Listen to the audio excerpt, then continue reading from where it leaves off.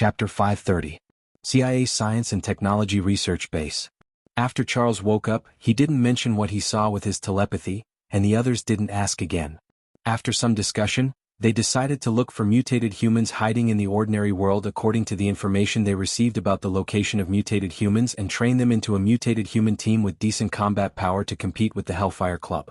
To be on the safe side, Charles, who had telepathy and was good at talking, and Eric, who had magnetic field control and the strongest combat power, went to various places as partners to look for mutated humans who were willing to join.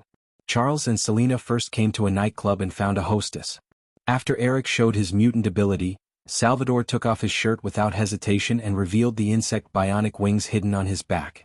Salvador, female, 38 years old. Mutated ability, has 4 wings that can fly. In the normal state, the wings will be attached to the shoulders like a tattoo. In addition, it can also spit flames and venom. The combat power of this ability can be considered above average. Then, the second mutated human they found was a taxi driver who solicited customers on the busy streets every day. Charles Darwin, male, 35 years old. Mutated ability, the body can self-protect and evolve according to the environment. Whether it was the name or the mutated ability, it seemed very powerful, but because the lower limit of the ability was too low, it could only be regarded as a mascot. The third mutated human was a dangerous prisoner who voluntarily applied for solitary confinement. If it wasn't for the cooperation with the CIA, it wouldn't have been easy for Charles to get him. Alex Summers, male, 30 years old. Mutated ability, the body can emit high-energy light beams and launch a powerful plasma explosion. But even he can't control the energy explosion and is very easy to lose control. It is an absolute double-edged sword. The fourth mutated human was a college student. Sean Cassidy, male, 19 years old. Mutated ability, the ability to emit sonic attacks that can damage the auditory system of most creatures and even cause great damage to the body. At the same time, it has super hearing and flying ability. Its combat potential is no less than Salvador's. In addition to these 4 mutants who were willing to try to join, most of the other mutants instinctively resisted after Charles and Selena came to their door. They were unwilling to show their mutant abilities that were different from ordinary people. They believed that this was not an evolution of natural selection, but a negative mutation that was almost deformed. This is also the main concept of mutants at the moment. After all, in this World War II era of the X-Men universe, there is no symbol of peace in Captain America, the belief of superheroes cannot be correctly established, and the greater the ability, the greater the responsibility has become empty talk. Basically, the mutated humans were all in danger. They were worried about exposing their abilities and being treated as aliens by normal people. How would they be willing to use their abilities to save the world?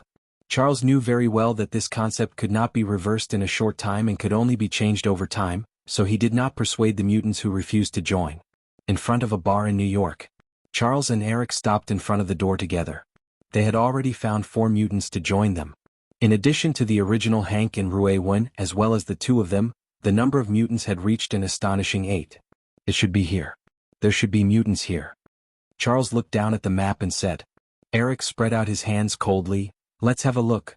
If it doesn't work, then forget it. In my opinion, we have enough people. That's true. Charles nodded, stepped forward and pushed open the door of the bar. The hall was still deserted because it was daytime, and there was only a man in a suit sitting on a chair. The table was full of various bottles and jars, and the man in the suit was wrapped tightly, but he did not wear gloves, revealing a pair of red-skinned hands. Is Shang's man. Charles's eyes widened in surprise, and he recognized at a glance that the man in front of him was the mutant who worked for Shang in the Hellfire Club in Mora's memory. What? When Eric heard that it was the enemy's man, he suddenly tensed up and whispered to confirm, "Are you sure?" Charles said seriously, "It's never wrong. It's him. He has an ability similar to instant transmission. If he is here, the people from the Hellfire Club won't be here too, right? Let's take him down and we'll know." Eric didn't care about anything else. His eyes were already red as he directly stretched out his hands and displayed his magnetic field control ability. Ka. In the hall of the bar, 2 steel pipes used for dancing immediately twisted and shot towards the back of the man in the suit like snakes. Azatso's body was numbed by the alcohol, and only when he heard the sound of wind did he want to teleport and escape. But he was still a step too late, and the 2 steel pipes wrapped around his neck and hands respectively. Don't even think about escaping. Eric's left hand grabbed the air, and the steel pipes increased their strength, strangling Azatso's neck until he couldn't breathe. Don't kill him. Charles stabilized Eric, took a few steps forward, put his finger on his temple and said to Azatso, "Don't resist, we won't kill you." At the same time, his mind invaded Azatso's brain, trying to find information in his consciousness. Azatso immediately screamed in pain, and his legs kicked the table and chairs over, and the glass bottles and jars fell to the ground. As expected of a trained mutant, his consciousness is a bit difficult to invade. Charles narrowed his eyes and prepared to concentrate, but at that moment he sensed another person approaching them quickly. Be careful, there are other mutants. As soon as Charles's warning fell, a black figure rushed into the hall from the door of the bar like a wolf dog. He pounced on Eric, and in the air, 3 white bone claws extended from each of his clenched fists. So fast. Eric was shocked, and his right hand pulled back, and the steel pipes that bound Azatso's hands were automatically released, and he flew towards the attacker. Chi.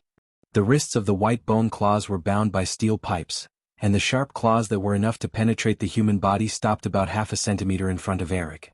Eric calmly looked forward, and saw that the person was a strong and tough middle-aged man, with a cigar in his mouth, a white vest, jeans, and a beast-like white bone claws on his left and right hands. Was Logan. With only the steel pipe around his neck left, Azatso was trying to get out of the predicament, but Charles hurriedly interfered with his mind, making him unable to concentrate. For a moment, the 4 of them were in a desperate stalemate. Creak. At this time, the door of the bar was opened again, and the 4 people in the hall were shocked, and they all looked at the door, only to see Caesar in casual clothes walking in. Chapter 531. On the streets of New York, inside a bar with a closed sign on the door. The bar owner was still in a state of shock. He slightly cleaned the glass fragments on the floor and secretly looked up at the table in the middle of the hall. On the wooden square table full of drinks, 5 people dressed differently sat in a circle. The atmosphere was silent and strange. Caesar sat in the middle of the main seat with Charles and Eric on his left, and Azatso and Logan on his right. So, it was just a misunderstanding? Logan smoked a cigar and exhaled smoke. He seemed absent-minded, but his eyes never left Charles and Eric. Years of wild beast instinct and the brief contact just now told him that the 2 people in front of him were not simple. At least, their mutated abilities were very difficult to deal with. He almost killed me. Azatso stared at Eric, gritted his teeth, and touched his neck with his left hand. There were obvious steel pipe marks left on his neck. If you still want to fight, I'll accompany you to the end. Eric crossed his arms and said coldly without showing any weakness. No matter what, the other party was someone who once worked under Shang. He even felt a little regretful that he didn't decisively kill him just now. You. Azatso's eyes were cold. If Caesar wasn't present, he would have already fought back. Why would he sit on the chair and negotiate? The bar was filled with the smell of gunpowder. As long as the fuse was lit, it would be enough to ignite the area. Calm down first. Charles clapped his hands helplessly and used his telekinesis to fill the glasses on the table with drinks and moved the glasses in front of everyone. However, Azatso, Eric and Logan were all a little hot-tempered. No one was willing to submit to anyone, and they didn't give Charles much face. They still maintained their vigilance and hostility. In this situation where the situation was out of control, Caesar finally said, "Okay, quiet down." It was a very simple sentence without any superpower or coercion, but it made Azatso and the other 2 quiet down. Seeing this, Charles breathed a sigh of relief and looked at Caesar gratefully. Then he organized his words and asked, "Why are the 3 of you together? After all, no matter how you look at it." Caesar, Azatso, and Logan, the 3 of them were a very strange combination. Azatso turned his face away and said, "It's simple. I have left the Hellfire Club and chose to follow young Master Caesar." Huh. Charles and Eric looked at each other. This was good news for them. That's the truth. He's as annoying as a dog. Since everyone is Caesar's friend, then what happened just now was a misunderstanding. But Charles changed the topic and looked at Azatso. He used to work for Shang. Caesar. We hope that he can provide us with information about Shang and the Hellfire Club. Azatso looked at Caesar. After Caesar nodded, he said in a deep voice, "Shang, how do I put it? He does things very well.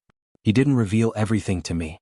During World War II, he was an officer in the Nazi concentration camp.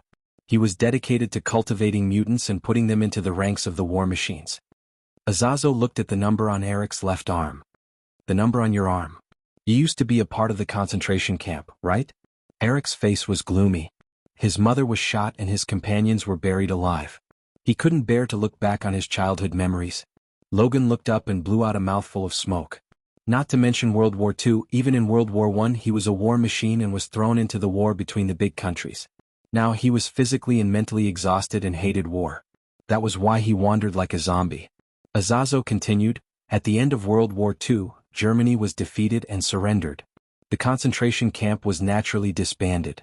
Shang formed the Hellfire Club and secretly cultivated the mutants, wanting to start World War III again. Charles nodded thoughtfully. So you intervened in the high-level decision-making of the UA military and wanted the UA to provoke the Soviet Union and push forward the original stalemate of the Cold War. But why did he do this? What good did a world war do for him? Azazo spread out his hands and explained, Shang. He thought that mutants were superior and that it was the natural trend of evolution. So he wanted the big countries to kill each other and lead the mutants to rule the world. Caesar, who was listening on the side, was speechless. Sure enough, no matter which time and space, there were one or two villains who wanted to rule the world. It was just that the one over there was the Red Skull of the Hydra organization, and the one over here was Shang of the Hellfire Club. Enough, these are not important. Eric slammed the table and said coldly, Tell me, Shang and the others fled in the submarine. Where are they hiding now? Submarine? Azazo muttered and pondered. I remember Shang said. Yes, the North Pole. If it was a submarine they would drive directly to the North Pole. Charles's eyes lit up and said, The North Pole? Very likely. There is no one there and it has not been infiltrated by military forces. Eric stood up from his chair and walked straight to the door. Eric, what are you going to do? Charles asked loudly. Eric said matter-of-factly, Of course I'm going to the North Pole and kill him. Come on. This time, before Charles could speak, Azazo shook his head and said, Shang is more powerful than you think. Among the mutants he is definitely one of the best. Not to mention there is also White Empress and Jiliu. They're all good at fighting. Not to mention you alone, even if you add a dozen mutants you may not be able to win. Mutants who have not received combat training are no better than ordinary people. Once they encounter mutants who have developed abilities for combat, 10 may not be able to defeat one. Unless, Azazo secretly glanced at Caesar and did not say anything else. If the young master makes a move, all the problems will not be a problem. Eric, I understand how you feel, but being anxious is not a solution. Charles stepped forward, patted Eric on the shoulder and persuaded, First, accurately lock onto the opponent's position and train the mutants who join our camp. I believe we will be able to win. Eric was silent. Yes, I forgot to say. Azazo added, Shang will not sit still and wait for you to train the mutants. If he knows that you are recruiting mutants, he will definitely take the initiative to attack. Don't worry. That's why I went out with Eric. Charles was halfway through his sentence when he suddenly stopped. His face quickly turned pale. He then looked at Eric and said in a daze, No way. Is the base? Your home seems to be gone, Caesar said calmly. Chapter 532. CIA Research Base Center. After Charles and Eric left, only the original owner, Hank and Raven were left in charge of the residential area for mutants. There were also the new members Salvador, Charles Darwin, Alex and Sean. In the building hall on the first floor, everyone gathered together to talk about mutants. Perhaps because everyone was a mutant, everyone was open and quickly became friends who could talk about anything. I didn't think that there would be so many mutants other than me and Charles. Ruewen sighed. She had been using the appearance of an ordinary woman. She sat intimately with the researcher, Hank, with a happy and satisfied smile on her face. Me too. So before you came, even the officer didn't know my identity as a mutant. Hank only had eyes for Ruewen and smiled. Yeah, and knowing that you're not the only one, that you're not alone, that's really a fortunate thing. Salvador and the others also had smiles on their faces. This might be one of the main reasons why they chose to join. Right? Charles Darwin suggested, Since it's rare for us to get together, why don't we each show off our mutant abilities? I have no objections. Salvador smiled. Okay. Ruewen had no objections, and the others nodded in agreement. Since everyone present was of the same kind, there was no need to hide. I suggested it, so I'll go first. The black driver, Charles Darwin, was very straightforward. Under everyone's gaze he got up from the sofa, went to the fish tank against the wall, and completely submerged his head in the water. After holding his breath for a few seconds, Charles Darwin's face changed and gills grew. Clearly he could survive in the water for a long time. This was one of the specific manifestations of the environmental adaptation mutant ability. Everyone was amazed by it. After one person showed off his ability, the others no longer hid. Hank took off his shoes and socks, revealing his beast-like feet. Rue when transformed into other people, and even their voices and expressions were exactly the same. Salvador took off his shirt, transformed into his four wings and floated in the air, and spat out a mouthful of highly toxic saliva that could corrode stone statues. Sean opened his mouth and shouted out a wave of ultrasound that directly shattered the floor-to-ceiling glass window in the hall. Finally, it was Alex's turn. Under everyone's expectant gaze, he could only leave the hall and come to the empty yard. Even I can't control this ability. Be careful. Alex asked the others to hide behind the wall, and he came to the center of the yard. After taking a deep breath, his body suddenly emitted a bright high-energy beam. The high-energy beam fell on the grass, plowed a deep trench and plowed a deep trench. Hank and the others had been peeking from behind the wall and were almost hit by the high-energy beam. They looked at the area around Alex's body that was in a mess after being attacked indiscriminately. They all gasped in unison. The people who were showing off their mutant abilities didn't notice that at this moment, the door of the CIA's research base was being attacked by a powerful force of mutants. Dash! A violent tornado appeared outside the door and rushed in a straight line towards the base gate. The gate of the fortress, which was strong enough to withstand the attack of military power, was defeated by this natural disaster. The iron gate, walls, statues, Secret Service soldiers, everything that stood in the way of the tornado was sucked into it and thrown into the endless sky along with the tornado. The main hall is being invaded by an external force. There is only one person on the other side. Attention, there is only one person on the other side. The alarm rang in every corner. When the fully armed Secret Service agents rushed to the main hall to surround it, they only saw a middle-aged man in a suit and a metal helmet walking in fearlessly. Stop or I'll shoot. Officer Jenner walked at the front, took out a special pistol and aimed at Shang, who had no anti-theft measures. You can shoot. Shang didn't stop and continued to move forward. Officer Jenner gritted his teeth and pulled the trigger. A few shots at close range hit Shang's chest accurately. But even the suit jacket Shang was wearing didn't break through the defense.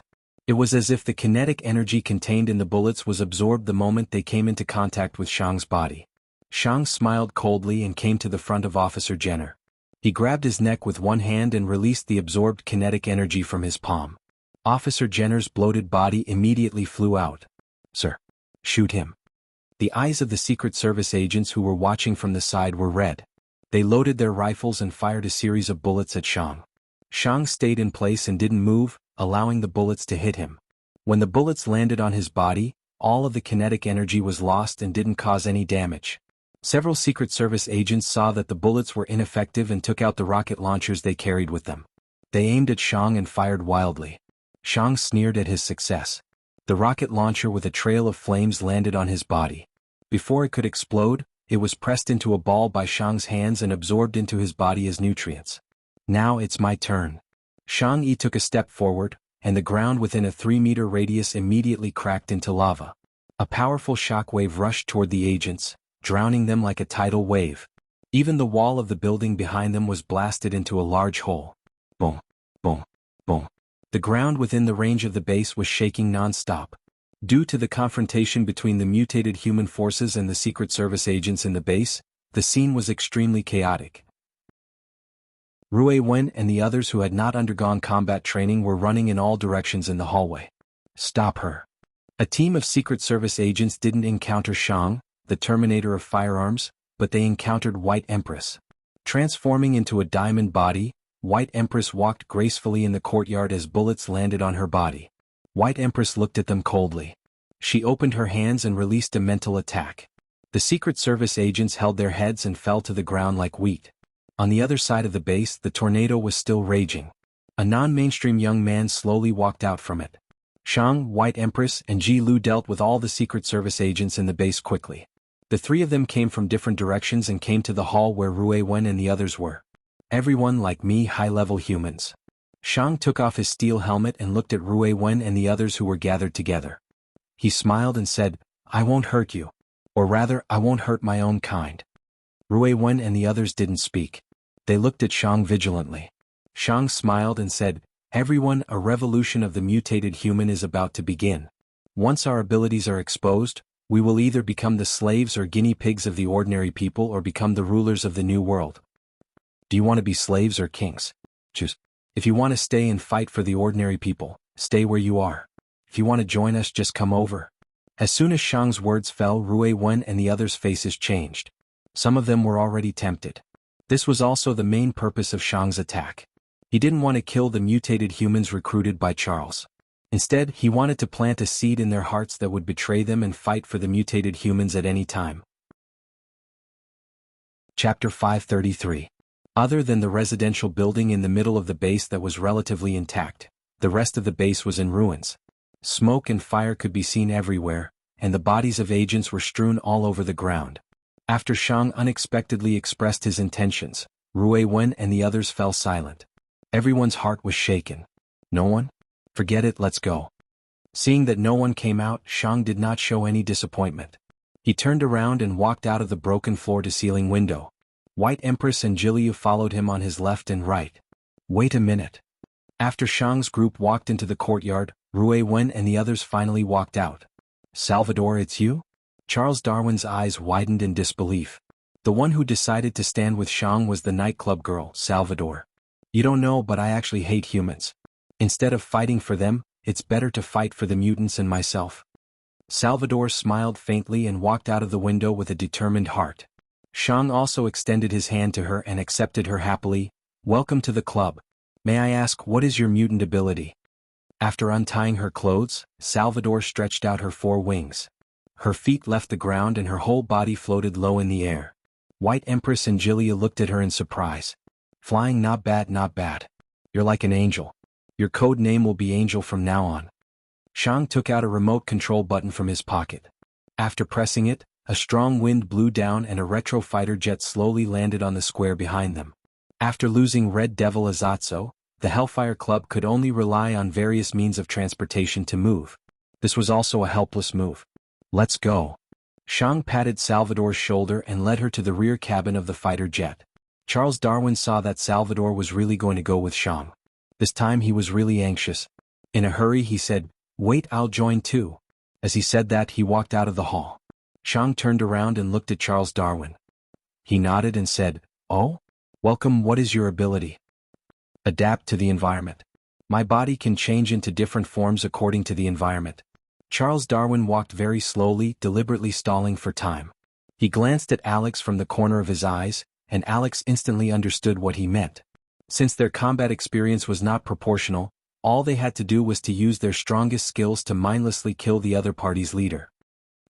Shang keenly caught a trace of something wrong. Charles Darwin continued to approach him. Alex, who was hiding behind him, quietly raised his hand. When he was 2 meters away, Charles Darwin suddenly moved aside and shouted, "Alex, now!" Buzz, a high-energy beam as bright as day, like an energy blade, slashed towards Shang with extreme speed. Shang gently shook his head. He, who was already prepared, subconsciously stretched out his hands and directly disintegrated and absorbed the high-energy beam. This? Charles Darwin's face changed drastically. He was already considered very powerful, but he still lost because he did not have enough information. He did not know what Shang's ability was. I hate being lied to. Adapt to the environment, right? I hope you can adapt to this. Shang's face was indifferent. He took a step forward and a faint light appeared on his finger. He pointed it at Charles Darwin's chest. He then turned around and led the newly joined Salvador, White Empress and Jiliu into the rear cabin of the fighter jet. The engine was ignited and the fighter jet hummed. It floated up and flew towards the end of the sky in the north, leaving behind a mess of the research base. Plop. Charles Darwin stared blankly at the fighter jet as it disappeared into the distance. He suddenly knelt on the ground, and his chest began to ignite from the inside out. It was a high-energy beam that was about to explode. Charles Darwin. Rui Wen, Hank, Alex, and Sean rushed towards Charles Darwin anxiously to check on his condition. "Don't come over." Charles Darwin coughed violently and reached out to stop them. His entire upper body had been infected by the internal energy. If it were not for his ability, he would have exploded like a human bomb. However, his ability to adapt naturally could not withstand the violent energy. It was only a matter of time before he died. Charles Darwin, Hank pulled Rui Wen, who was crying. They stopped a few meters away and could only watch as Charles Darwin's life came to an end. In our next life, Let's be friends for a longer time. The surface of his upper body was about to explode. Charles Darwin forced a smile. At the last moment when the energy in his body was about to explode, his vision blurred. He inexplicably saw the figure of a golden-haired young man appear. Was it an illusion? Charles Darwin's consciousness was blurred. He saw the golden-haired young man stretch out 2 fingers and point at the left side of his chest where his heart was.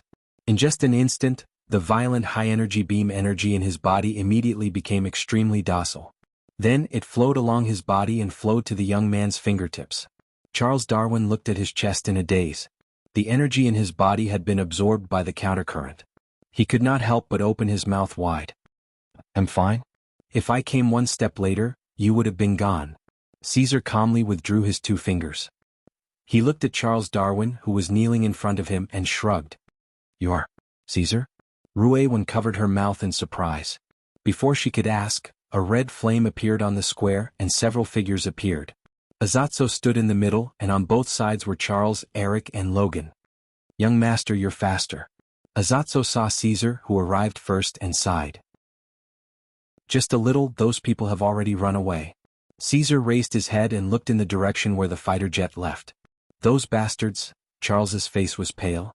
He clenched his fists and glanced at the ruins of the base that were full of corpses. This time, it was undoubtedly a warning from the Hellfire Club. Charles.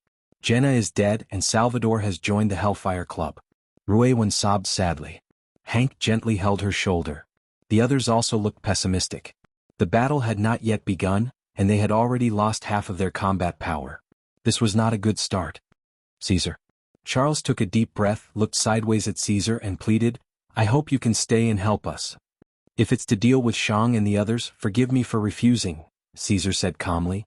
He was just a wanderer from a different time and space. He did not want to intervene too much in the disputes of this time and space. After all, if he took action, Shang would have died just now, and even the people of the Hellfire Club would not be spared. But by doing so, would the world become better? Not necessarily. On the contrary, the people of this time and space would become dependent on him.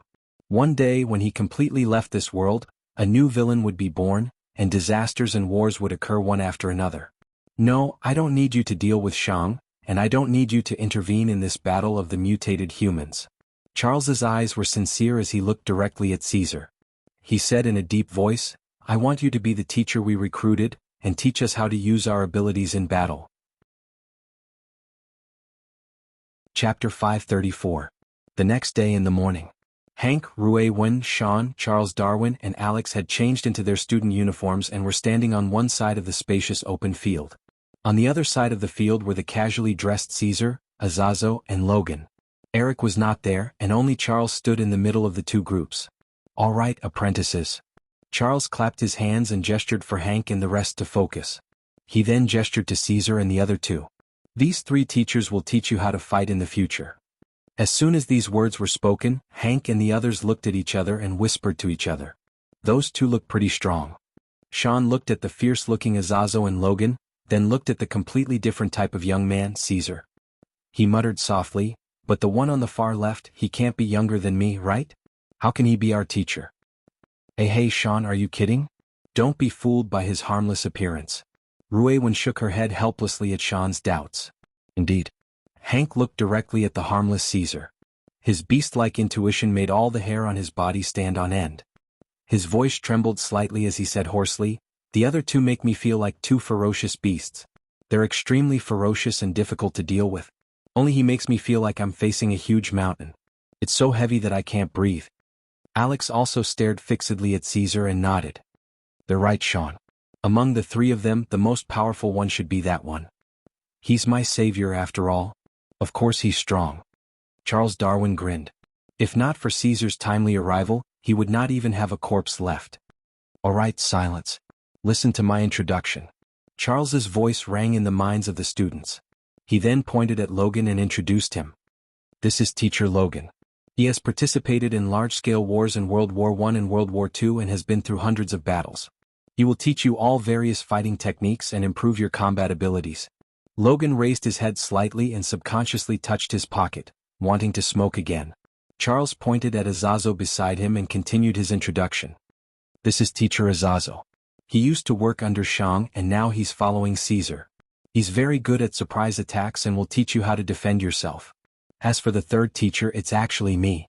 Charles patted his chest and said, I will help you all develop and improve your mutated abilities and apply them in actual combat. When Charles introduced himself, Logan yawned slightly and looked at Caesar. He said uninterestedly, You want to train these mutated humans. Why did you drag me into this? Then do you have anything to do? Caesar shrugged. Drinking, Logan said seriously. That's not A's. Caesar said and looked at Azazo. Azazo said seriously, I'll do whatever the young master does. Caesar said to Logan, Since you have nothing to do, it's good to kill some time.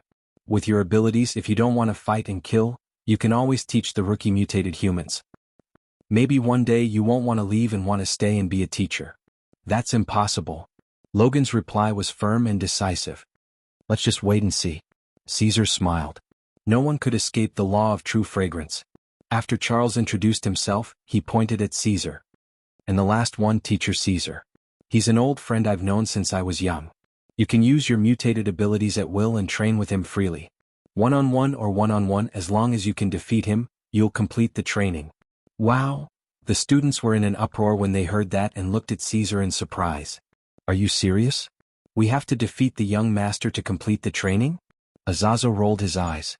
This was much more difficult than dealing with the Hellfire Club. Charles, you're scheming against me. Caesar glanced at Charles. Charles chuckled and looked like he was going to use everything he had. Okay, you don't have to defeat me. Just reduce the difficulty. Caesar sighed softly and put his left hand into his pocket. With a jingling sound, he took out a string of bells and tied them to his waist. I have 3 bells with me. From now on, only you can get one of them and you'll pass the training. Of course, you can use your mutated abilities at will during this process. If you can hurt me, you'll win. Caesar's words were not arrogant, but he was confident to a terrifying extent. Anytime, anywhere, and you can combine them freely and use your abilities at will. You just have to get one of the bells? Ruewen muttered to herself.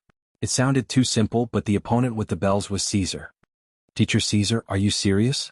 Sean looked indignant as he stared at the bells on Caesar's waist. You can try if you don't believe me. Caesar smiled brightly. Azazo, who was beside him, subconsciously stepped back. Logan also shuddered and quietly moved a few steps to the side. No one knew that a few days ago. Under Logan's constant provocation, Caesar finally put on his boxing gloves and walked into the combat ring. Then there was no then. Logan only knew that if it were not for his super strong self-healing ability, he would probably still be lying in bed on his last breath. Sean looked at the others and the other students also looked at him. The 5 of them nodded to each other. Then let's go together. Sean took a deep breath. He suddenly opened his mouth and shouted at Caesar, who was about 10 meters away, with a sharp ear-piercing sound wave to suppress him. This was like a signal to start the battle. Hank and Ruewen moved at the same time. They lowered their bodies slightly and rushed at Caesar at high speed, one on the left and one on the right. Oh. Not a bad sound wave attack. Caesar was surrounded by the sound waves, but he stood still and let the sound waves wash over him. He was unharmed. Only the bells were shaking crazily, but his left hand quickly blocked the bells. Chi, a few blinding high-energy light beams wrapped in the sound waves, rushed at Caesar's body. Alex's high-energy light beams could not accurately hit the target, but as long as they accumulated in numbers, they could still achieve a considerable effect. Caesar freed his hands and crossed them in defense. But when the destructive light beams landed on his arms, they only tore his shirt slightly, revealing his steel-like body. Ding-dong. But another wave of sound waves swept over. A bell finally broke free from his waist and was thrown high behind Caesar. Got it? Ruewen, who had arrived at Caesar's side, jumped and reached out, almost grabbing the bell in her hands. But the bell disappeared in the blink of an eye. Instead, it was replaced by Caesar's harmless smile. Little Ruewen, you've underestimated me. He punched forward, but before it landed on Ruewen's body, the air blast from his punch sent Ruewen's delicate body flying a few meters. She fell to the ground and fainted. Damn it, you bastard. Hank saw that Ruewen was sent flying. He was furious. His clenched fist seemed to have become bigger, and he violently punched at Caesar's head. You should go too. Caesar pouted and quickly dodged the fist. He flicked his finger and hit Hank's forehead between his eyebrows, causing him to flip a few times in the air and then fall to the ground next to Ruewen. Everything happened in a flash. In the blink of an eye, Rue Wen and Hank fainted and fell to the ground. Chapter 535. Are you kidding me? What just happened? Looking at Hank and Charles, who had collapsed in front of him, Sean's eyes widened in horror. For a moment he even forgot to continue shouting for ultrasound to suppress them. Everything had happened too quickly. A moment ago he had thought that he had won, but in the next moment, the two of them had collapsed unconscious on the ground. It's Professor Caesar. What astonishing speed. Among these mutated students, only Charles Darwin could barely see Caesar's attack. Due to his ability to adapt to the environment, his eyes glowed with patterns, enhancing his dynamic vision. Alex looked at Caesar, who was 10 meters away, and quickly reminded him, "Sean, don't stop. Continue to use ultrasound to suppress them." "All right." Sean took a deep breath and was about to shout for ultrasound in front of him, but his vision blurred. Caesar, who had been standing in front of him, had mysteriously disappeared. This made him unable to breathe. "Shut. Be careful behind you." Charles Darwin's warning was urgent and loud. Sean instinctively turned around and saw a finger approaching from afar. It seemed to be gently tapping between his eyebrows, but it contained an unpredictable, extraordinary power. Bam! Sean's head throbbed with a splitting headache. His eyes rolled back and he almost fainted. He fell to the ground, unconscious. And this was because Caesar had stopped at the last moment. Otherwise, his entire head would have exploded. "Charles Darwin, get out of the way!" Alex shouted. He spun and accumulated a high-energy light beam, but when he saw Sean beside Caesar, he hesitated and did not release it. In this short moment of hesitation, Caesar had already arrived in front of him. He controlled his strength and punched Sean's lower abdomen. Alex immediately bent his body and knelt on the ground. He vomited so much that he even coughed up bile. He fell unconscious and the high-energy light beam on his body dimmed and disappeared. Charles Darwin's body formed a biological defense shell. He looked at the people beside Caesar, who were lying on the ground in all kinds of miserable states. His mouth was dry and he swallowed his saliva. He suggested with a bitter smile, "Can I surrender?" As soon as he finished speaking, a gust of wind blew in his face. Charles Darwin closed his eyes and opened them again. He realized that Caesar had already come to his side and placed his hand on his shoulder. "We'll advance and retreat together. How can you be the only exception?" "I understand. Be gentle, be gentle." Charles Darwin's tanned face turned even darker. Caesar bent his finger and gently tapped Charles Darwin's head. Charles Darwin stuck out his tongue and fell straight to the ground. The entire process took less than a minute, and it was an absolute one-sided victory. Only Caesar was left standing, while the other 5 mutated students had all fainted on the ground and lost their ability to fight. This can't even be considered a warm-up. Caesar shook his head helplessly, and then he looked at Azazo and Logan, who were watching from the side, and said casually, "Do both of you want to participate as well? It wouldn't be bad to move around a little." Logan and Azazo looked at each other and had the same thought in their eyes. Participate my ass. They were going to be human sandbags. If the students woke up later and found that both of their teachers had collapsed, it would be really embarrassing. "Well, I'll go drink first. Let me know when they wake up." Logan waved his hand, found an excuse, and quickly left the base square. Caesar's gaze naturally fell on Azazo. Azazo panicked and hurriedly said, "Young master, I want to move them back to the dormitory.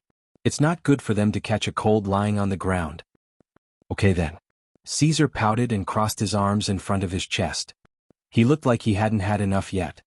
Sure enough, letting him stay was the best choice. Charles revealed a relieved smile. With Caesar around, not only did they have more people to train the mutated students, but they also had more top combat power to defend the base. If anyone dared to cause trouble at the base, they would see what hell was like. After Agent Mora returned to the base, she found that all the students were lying in the residential infirmary. After sleeping for half a day, they began to wake up one by one.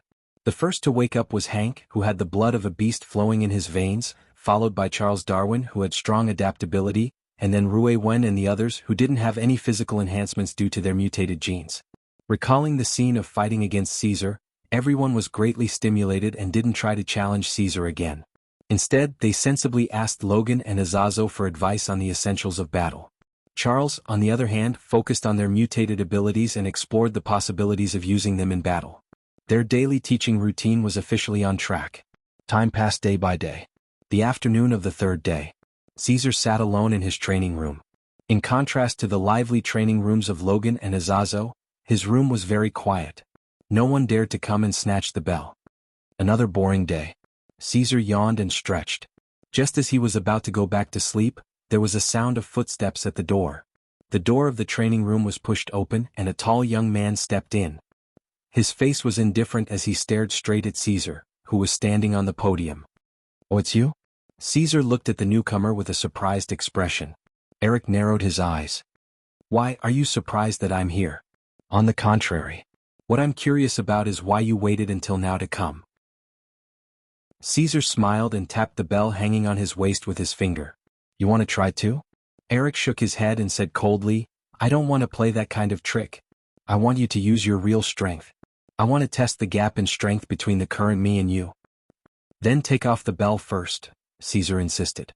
"Okay." Eric's eyes turned cold. He opened his left palm and grabbed at the air. The bell hanging on Caesar's waist was attracted by a magnetic force and quickly broke free and flew toward him. "It's not that simple." Caesar smiled. His hand reached out like lightning and caught the 3 flying bells in his hand. "Huh." Eric's face changed slightly. No matter how he used his magnetic field ability to control the iron bell in Caesar's hand, the bell couldn't break free.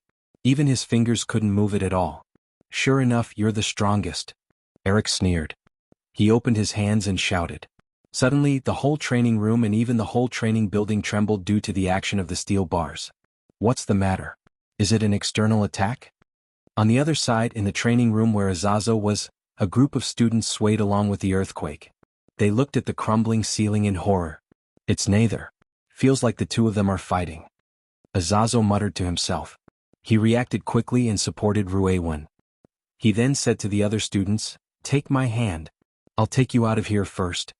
In the training room on the 2nd floor, the steel bars with cement combined into a big iron ball and completely enveloped Caesar. Eric, who had completed all this, was sweating profusely. He kept his hands clenched in the air and continued to shrink the iron ball inch by inch. He wanted to crush Caesar inside into meat paste. Bang! As if it had been hit by a super strong shock wave, a fist-shaped hole was directly broken in the iron ball. Caesar walked out of it unscathed and gestured to the bell in his hand. "Please put more effort into it. It's still too early for you to get the bell." Chapter 536. After the fist-shaped hole appeared in the circular iron cage, it was like a big horn. Caesar walked out casually with the bell as if he was taking a stroll in the yard. Eric's pupils contracted slightly. He did not expect the iron cage to trap Caesar, but he did not expect him to break out of it so easily. "I'll show you what I'm really capable of." Eric did not hold back anymore. The veins on his forehead bulged as he swung his hands down. Under the control of the powerful magnetic field, the building began to tremble violently. The layers of reinforced concrete collapsed directly, rushing toward Caesar like a flood. After controlling the metal in the entire building became a weapon for Eric. This was the amazing power of the magnetic field control ability. Boom, boom, boom. Caesar was instantly buried by the reinforced concrete of the building. His bright blonde hair and strong body disappeared. The reinforced concrete and rubble on the original site of the building piled up into a small hill, 50 meters away from the training building. Azo brought a group of students to this place. They looked at the collapsed training building not far away and all of them gasped in unison. Hank widened his eyes and swallowed his saliva. "Teacher, are you sure they're just sparring? They're going to tear down the base." Charles Darwin said, his scalp tingling. "Should we go and stop them?" The youngest, Sean, suggested naively. "Stop those two? If you want to go, you can go. I'm not going." Azo shook his head vigorously. At this time, footsteps came from behind. Everyone looked back and saw that it was Charles who had rushed over. "Professor. Professor Charles. Professor, you're finally here." The students heaved a sigh of relief. Charles was their guide and the only person who could persuade Eric and Caesar. "All right, let's just watch from here. Let them fight for the time being." Charles narrowed his eyes and looked at the chaotic battle in front of him. He said with confidence, "Maybe only Caesar can let Eric know that he's not strong enough." Dust billowed in the ruins. Eric gasped for air, his hands still in the air. Sweat soaked his hair and shirt, dripping down his pale cheeks. The load-bearing metal that operates a building this was the limit of what he could do at the moment. It was a move that used almost the entire building. There was no chance of survival for anyone who was hit by it. This big move was originally prepared by Eric to deal with Shang Shi. But now, against Caesar, if he didn't use it, he might not even have a chance of winning. Is it over? Eric dropped his hands tiredly and looked at the quiet mountain. Then, the mountain and the ground suddenly shook. Dong. It was as if a monster was knocking on the gates of hell. The tremors originated from the mountain and spread outwards. After the first tremor, the subsequent tremors occurred one after another. It can't be. A strand of cold sweat flowed down from Eric's forehead. Under his gaze, cracks began to appear on the front of the mountain. The cracks expanded like a spider web, and soon they were close to the critical point and completely exploded. As the dust and rubble fell, a figure walked out of a cave in the mountain. A gust of wind blew outwards, washing away the dust that was blocking the view of the figure. Your means? I've seen it. It's my turn now. Caesar showed a devilish smile, holding the bell, and approached Eric step by step. This is impossible. Eric, who was proud and powerful, couldn't accept that he didn't hurt Caesar even a little bit after doing his best. This is impossible. Eric growled, raised his hands, and several broken steel pipes flew out. The sharp parts of the broken pipes quickly and powerfully stabbed at the back of Caesar's head. Caesar turned a blind eye to it and continued to walk forward. The steel pipes stabbed at the back of his head. It was like stabbing a diamond, making a dull and crisp sound. The iron pipes immediately bent, and the sharp ends curled into a ball. Eric finally understood why his previous attacks were ineffective. The opponent's mutated ability was immunity to physical attacks? Or super defense? But how could he move faster than supersonic speed and fly in the air? The boy in front of him was completely beyond the scope of mutated knowledge.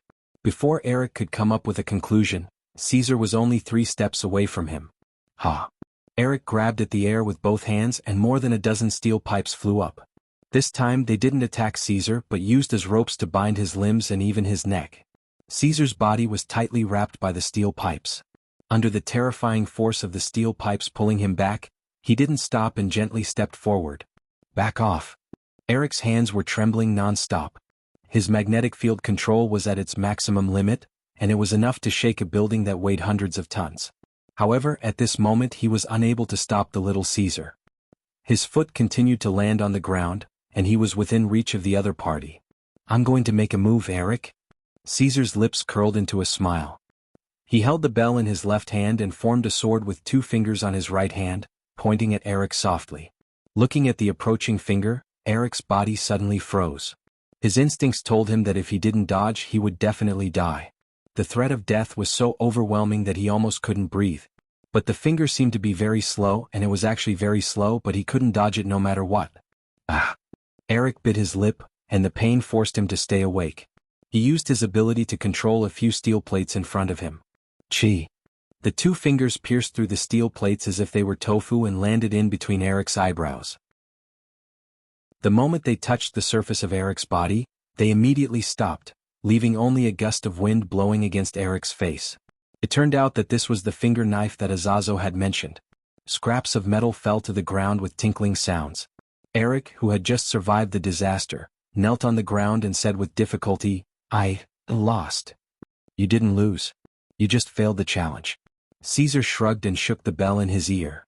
Come and challenge me next time. At least you let me warm up. It's not bad. It's just a warm-up. Eric smiled bitterly. The difference in strength between them was so big that he couldn't even think of catching up. Class ended early today. Go back and rest early. Caesar left the ruins. Halfway through, he suddenly remembered something and stopped. By the way, your move just now was quite powerful. But why do you keep thinking about how to use your ability on a macro level instead of exploring and developing it from a micro level? Micro level? Eric raised his head, and a ray of light flashed through his confused eyes. I just mentioned it casually. Think about it yourself. Caesar waved his hand casually and left the residential area without looking back. Micro level, micro level. Eric muttered to himself. He looked down at his hands and his eyes became brighter and brighter. Why didn't I think that the magnetic field ability can control more than these scrap metals? Chapter 537. 3 days later. Under the hellish training of Logan, Azazo, and Charles, the combat ability of the 5 mutated students increased exponentially. Not only did they know how to put their abilities into battle, but they also developed new techniques based on their abilities. But even though they could feel themselves improving every day, none of the students dared to challenge Caesar to snatch the bell. After all, 3 days ago Eric, who was recognized as the strongest, was still unable to shake the mountain that was Caesar, who was blocking the finish line. Until this night, when the training ended, the students and teachers returned to their rooms to rest and sleep until it was 3 o'clock in the morning. In the residential building, in the first single room on the 3rd floor, Caesar, who was wearing a cute yellow duckling pajamas, was lying on the bed with his arms and legs spread out. He was sleeping soundly without any precaution. The hood of his pajamas had 2 rabbit ears hanging down. At this time, in the dark environment of the rooftop, corridor, and courtyard, several figures were moving in the dark. "Siren, report the target situation," Hank, who was the leader on the rooftop of the 5th floor, said calmly into the microphone. "Siren is currently in position." In the courtyard 100 meters away from the residential building, Sean was wearing a training uniform. The artificial wings on his back allowed him to float in the air with the vibration of sound waves. He held a high-precision night vision sniper rifle in both hands and observed Caesar, who was lying on the bed, through the window from a distance of 100 meters. The target is sleeping soundly without any vigilance. Not only is the door not locked, even the curtains are open as usual. "Are you sure he's not pretending to sleep?" Hank confirmed further. Sean replied with certainty, "I'm very sure. With my sensitivity to sound waves, I have super strong hearing. Now the target's heartbeat is very even. He is indeed sleeping soundly. Perhaps he's even dreaming." Outside the corridor on the 3rd floor, Alex and Charles Darwin, who were waiting for battle, looked at each other.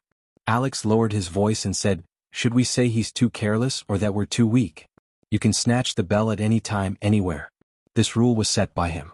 Now it's like he's deliberately letting us attack him."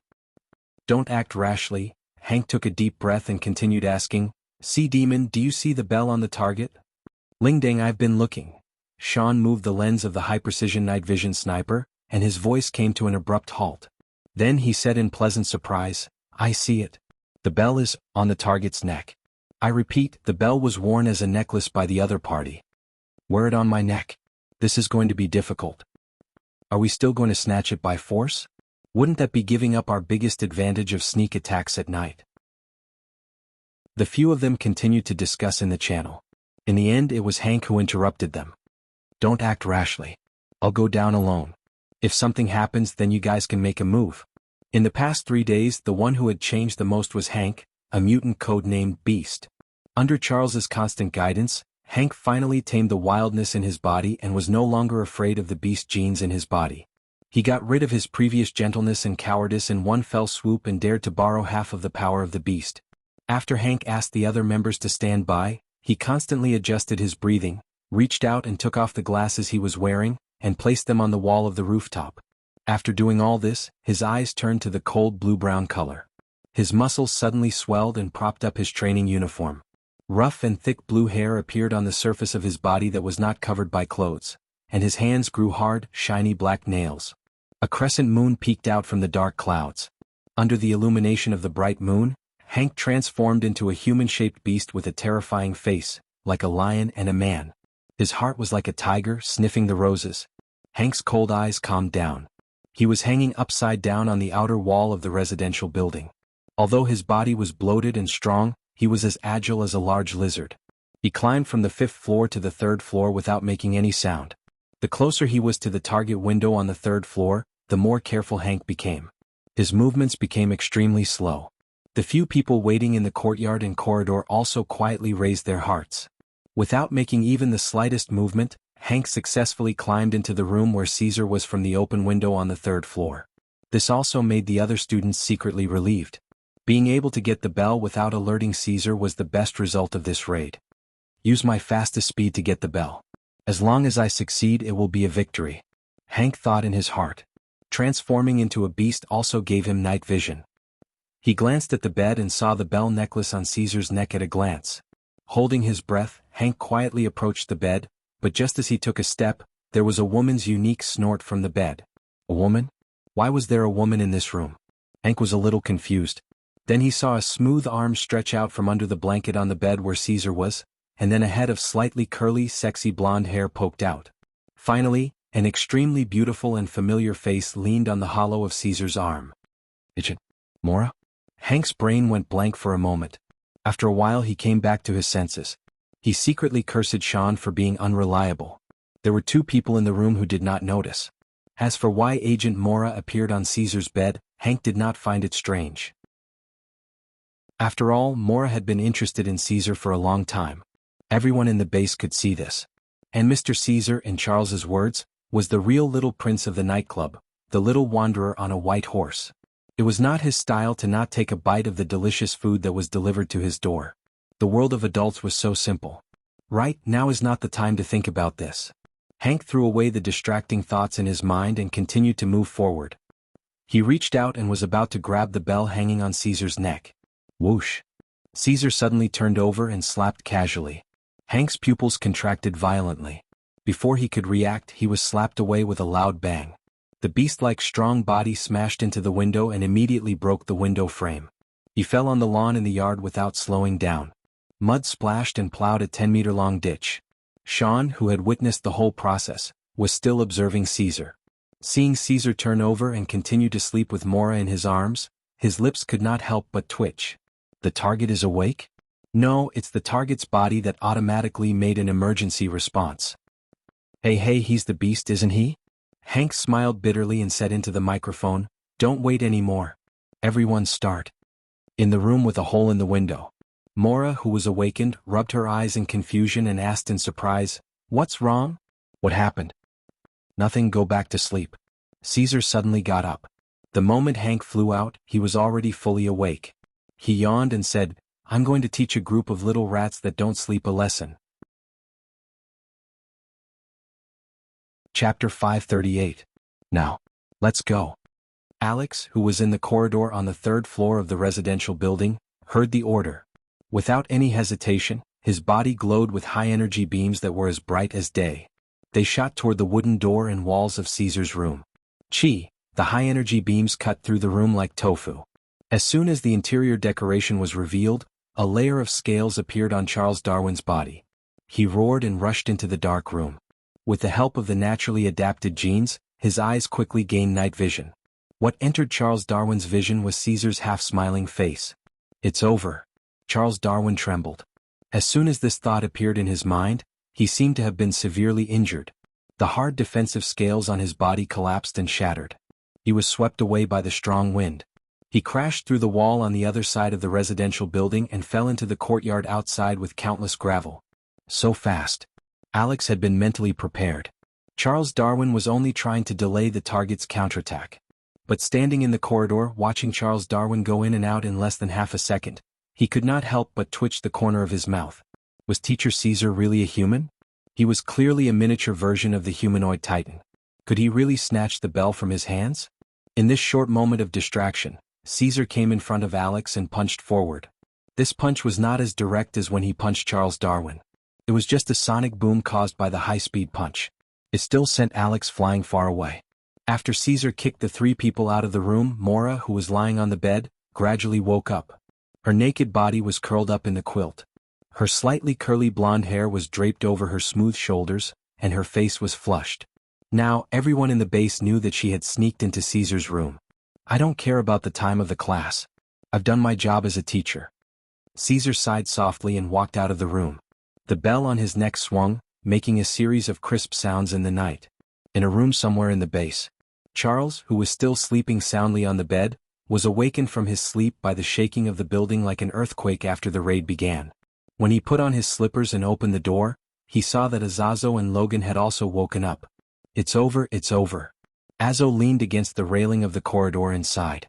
"If young master finds out that I was the one who suggested that they launch a sneak attack at night, I'll be finished." Logan took out a cigar and lit it with a lighter. He took a deep puff and exhaled a cloud of white smoke. "There's no problem with your night attack proposal. Unfortunately, the opponent's target is Caesar.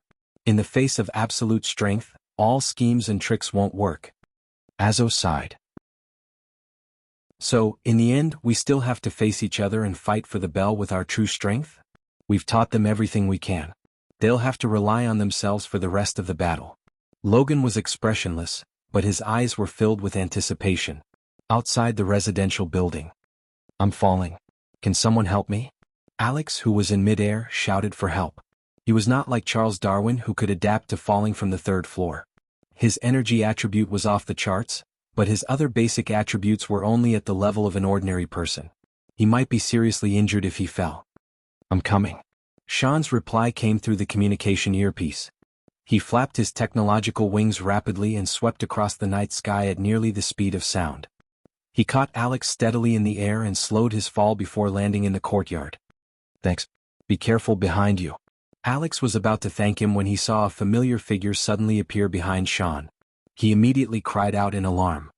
"Behind me?" Sean did not even think. He turned around and opened his mouth, letting out an ultrasonic scream. The sound waves collided with a fist nearby. As the surrounding air waves surged out, the fist blasted the sound waves into nothingness. Alex raised both of his hands and shot out two high-energy light beams. The high-energy light beams brushed past Sean's side and flew toward the figure with unerring accuracy. Without any unnecessary movements, he threw out another punch.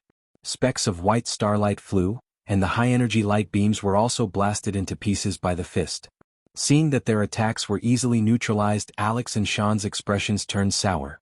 There was probably only one person in the world who could throw out such an invincible punch. No matter what kind of advanced technology or inhuman superpower you had, one punch was all it took to destroy them. This was Teacher Caesar. Mutant ability unknown, real age unknown, all the observable attributes within the scope of knowledge were question marks. Alex and Sean looked at Caesar, who was wearing cute pajamas and still looked a little sleepy, and a deep sense of helplessness welled up in their hearts. Could they really cross this unshakable mountain? "Have you lost your will to fight? Looks like I've overestimated you." Caesar looked at the two dispirited people and could not help but shake his head. Just as he was about to knock them out, he heard footsteps approaching from behind. "Don't give up so easily." A humanoid beast covered in blue fur leaped up high and threw out a sandbag-sized fist as soon as it landed. Caesar caught it steadily with his open palm. The shocking force was transmitted downwards, and even the grass that Caesar was standing on sank slightly. "Not bad." Caesar nodded in praise. Hank before his transformation and Hank after his beast transformation were like two different people. He was filled with a wild and rough aura. In terms of physique, he was even stronger than Captain America, but he was far from Hulk's level. "There's still me." Charles Darwin appeared out of nowhere and sprinted forward, holding Caesar's limbs tightly from behind. A ring of muscles swelled on the surface of his body, and solid black scales appeared. Hank and Charles Darwin, whose physiques were stronger than ordinary people, gritted their teeth and used all their strength to restrain Caesar's body. "You can't be so naive to think that you can restrain me like this, right? No matter how strong your physique is, can it be stronger than a refined steel pipe?" Caesar said helplessly. Hank revealed a sinister smile and said hoarsely, "Sorry, we're just stalling for time." "What?" Caesar was stunned. He felt something strange above his head and looked up. He did not know when, but Sean was floating 20 meters in the air. He looked forward again. Sean, who was standing beside Alex, had a strange smile on his face.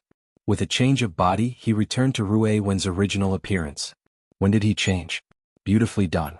Caesar praised in his heart. Sean, who had been waiting in the air for a long time, finally shouted the strongest ultrasonic attack. The ultrasonic attack covered Hank and Charles Darwin. Even so, they had no intention of letting go. Under the pressure of the ultrasonic attack, even the strong Caesar's movements were greatly affected. "Take this." Alex pushed with both hands and shot out a high-energy beam. The beam did not enter the ultrasonic range and went straight for the silver chain hanging on Caesar's neck. From the beginning until now, their target had only been the bells. Crack. Under the combined efforts of the 5 mutant students, the silver chain on Caesar's neck was cut by the beam, and the 3 bells fell to the ground. That was the dawn of victory. Chapter 539. Ding Ling. The 3 bells that fell from Caesar's neck had yet to fall to the ground, but they were still ringing in the air. Sean, who was still suppressing Caesar with his ultrasonic waves, Hank and Charles Darwin, who were using brute force to restrain Caesar, and Alex and Wen, who were a few meters away. At this moment, the 5 mutated students only had the 3 falling silver bells in their eyes. Ignoring the overbearing aftershock of the ultrasonic waves, everyone rushed toward Caesar almost at the same time. Their hands surrounded the bell in an encirclement. Just as the student was about to get the bell, Caesar's eyes turned serious. His casual and lazy gentleness was gone. An indescribably strong aura, as if it was solid, stagnated the air and spread out inch by inch from his tall body. He didn't say anything. Instead, he clenched his left fist and punched out. The air exploded layer by layer. The 5 students who approached Caesar felt their hair stand on end. All their movements stopped abruptly. Their bodies and minds felt like they had fallen into a freezer. There was only one fist in their eyes. A giant fist that seemed to be the size of an entire military fortress. Charles and the others who had just walked down from the residential building also felt something. They all stopped in their tracks and looked in the direction of the battle with pale faces. This is the young master? Yes, it can only be him, Azo muttered to himself. He didn't dare to take another step forward. It was as if there was a death zone in front of him. This is too exaggerated. Logan bit the cigar tightly and shook off the ashes. He said with a shocked expression, even from 50 meters away, I can feel the huge threat coming from there. My body began to tremble involuntarily. In World War I and World War II, I have never seen a mutated human of this level. If there was, perhaps the current state of the country would have undergone an earth-shattering change. Charles didn't know what to say. He could only sigh. This is Caesar in a serious state. In the courtyard of the base. The bell fell on the grass with a clatter in front of Caesar. However, no one could reach out to pick it up. The 5 students all fell beside Caesar. Their bodies couldn't stop trembling as they stared blankly at the sky. The thick dark clouds that originally covered the night sky had opened up without any obstruction. All that was left was a huge fist print. The white cold moonlight shone down gently. Perhaps there really was a god in this world and that god was standing in front of them harmlessly. Other than this thought of reverence in the hearts of the 5 students, fear was deeply rooted in their bones. They would never forget the scene tonight for the rest of their lives. That was an invincible punch. Sorry. The seriousness in Caesar's eyes disappeared, and he became sloppy again. He bent down to pick up the bell and scratched his head helplessly. I was too serious. Do you want to continue? Continue? How to continue? The 5 students were speechless. Tonight was the closest they had ever been to success, but even their battle strategy had failed. Don't be depressed. At most, I won't fight back. Caesar smiled and looked down at his left hand. His smile suddenly froze. Why are there only 2? Where's the other one? Surprisingly, there were only 2 bells in his palm. The other one had disappeared without a trace. The 5 mutated students looked at each other, but none of them had succeeded. They were also confused about what was going on. Besides you, is there anyone else who participated in the battle? I was too careless. Caesar turned around and looked behind him. He saw Eric standing at the edge of the courtyard dozens of meters away. His hands were still in an open position. Gurgle, a few drops of silver metal liquid floated towards him and stopped on his palm. As the whole body condensed to the center, it quickly reformed into a bell. I got it. Eric held the restored bell tightly and looked at Caesar. He said sincerely, thank you. I didn't help you with anything. It was you who expanded the microscopic direction of magnetic field control. Caesar shrugged his shoulders and glanced at the 5 students lying on the ground. Under their expectant gazes, he announced, well, I'll consider you to have passed. The training is over.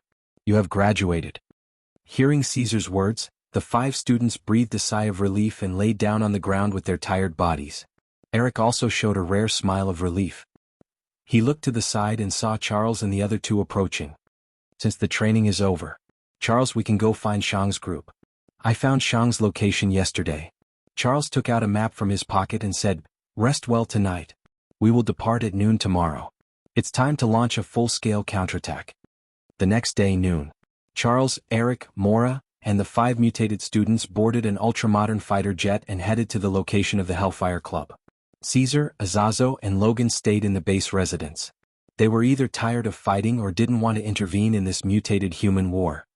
Young master, do we really not need to follow them?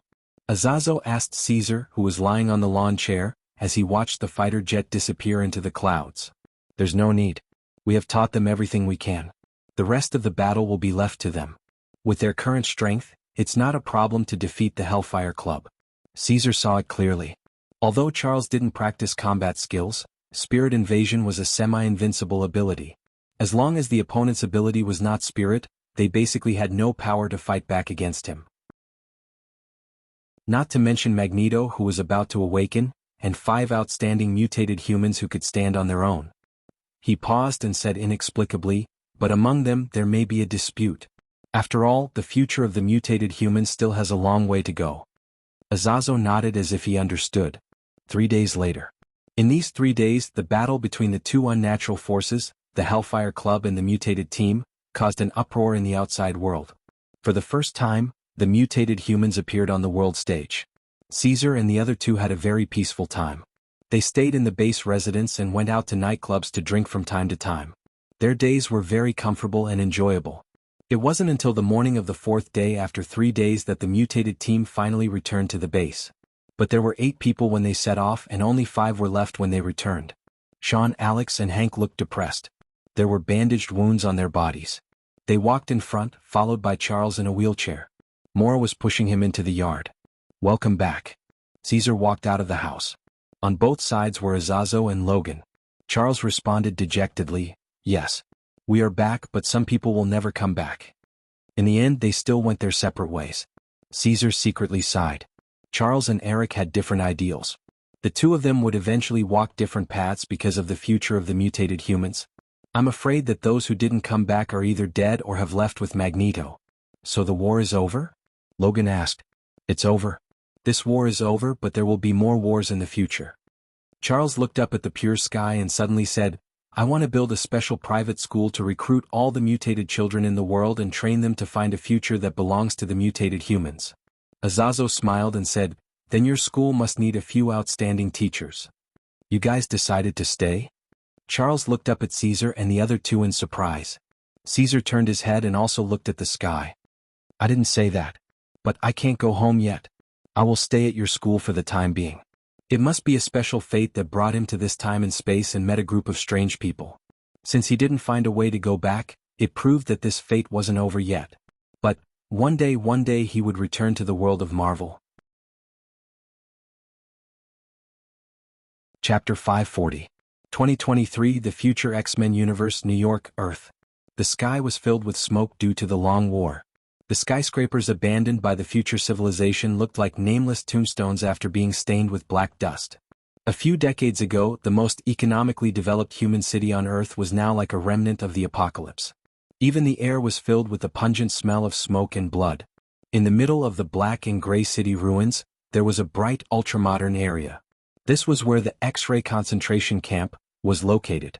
After the machines ruled over humans, both mutated humans and ordinary humans had to wear necklaces that restricted their freedom and obey the instructions of the machines to work. This was the real apocalypse, a time and space where there was no hope. Almighty God above. Some survivors of the apocalypse hid in the underground ruins, swallowing what little food they had left and praying around the flickering candlelight. Many people often muttered this sentence. Since God left the world, disaster has come.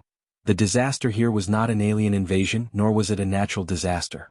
It was something more terrifying than the previous two. The X-ray concentration camp's flying object was suspended in the gray sky. The flying object was dropping a 3-meter-tall, gray mechanical creature toward the ground of the ruins. About 50 meters below the ground of the ruins, there was a well-hidden mutated temporary camp. There were supplies, water, and electricity. Mutated humans of all ages were laughing and joking with each other as if to cover up the trauma caused by the apocalypse outside. Boom boom. Hearing the dull sound from above the camp, the mutated humans who were still laughing and chatting suddenly froze and stopped talking. Their eyes were filled with fear. "They're here, Sentinel." The head of the mutated humans' temporary camp, Lucas, was a middle-aged man wearing a red cape and holding a rechargeable gun.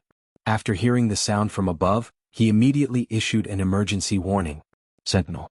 Just like the symbol of the apocalypse, when they heard this name, all the mutated humans' faces changed. They quickly got into their positions and prepared for battle. "Sunspot," Lucas shouted, and the young man codenamed Blackie immediately understood.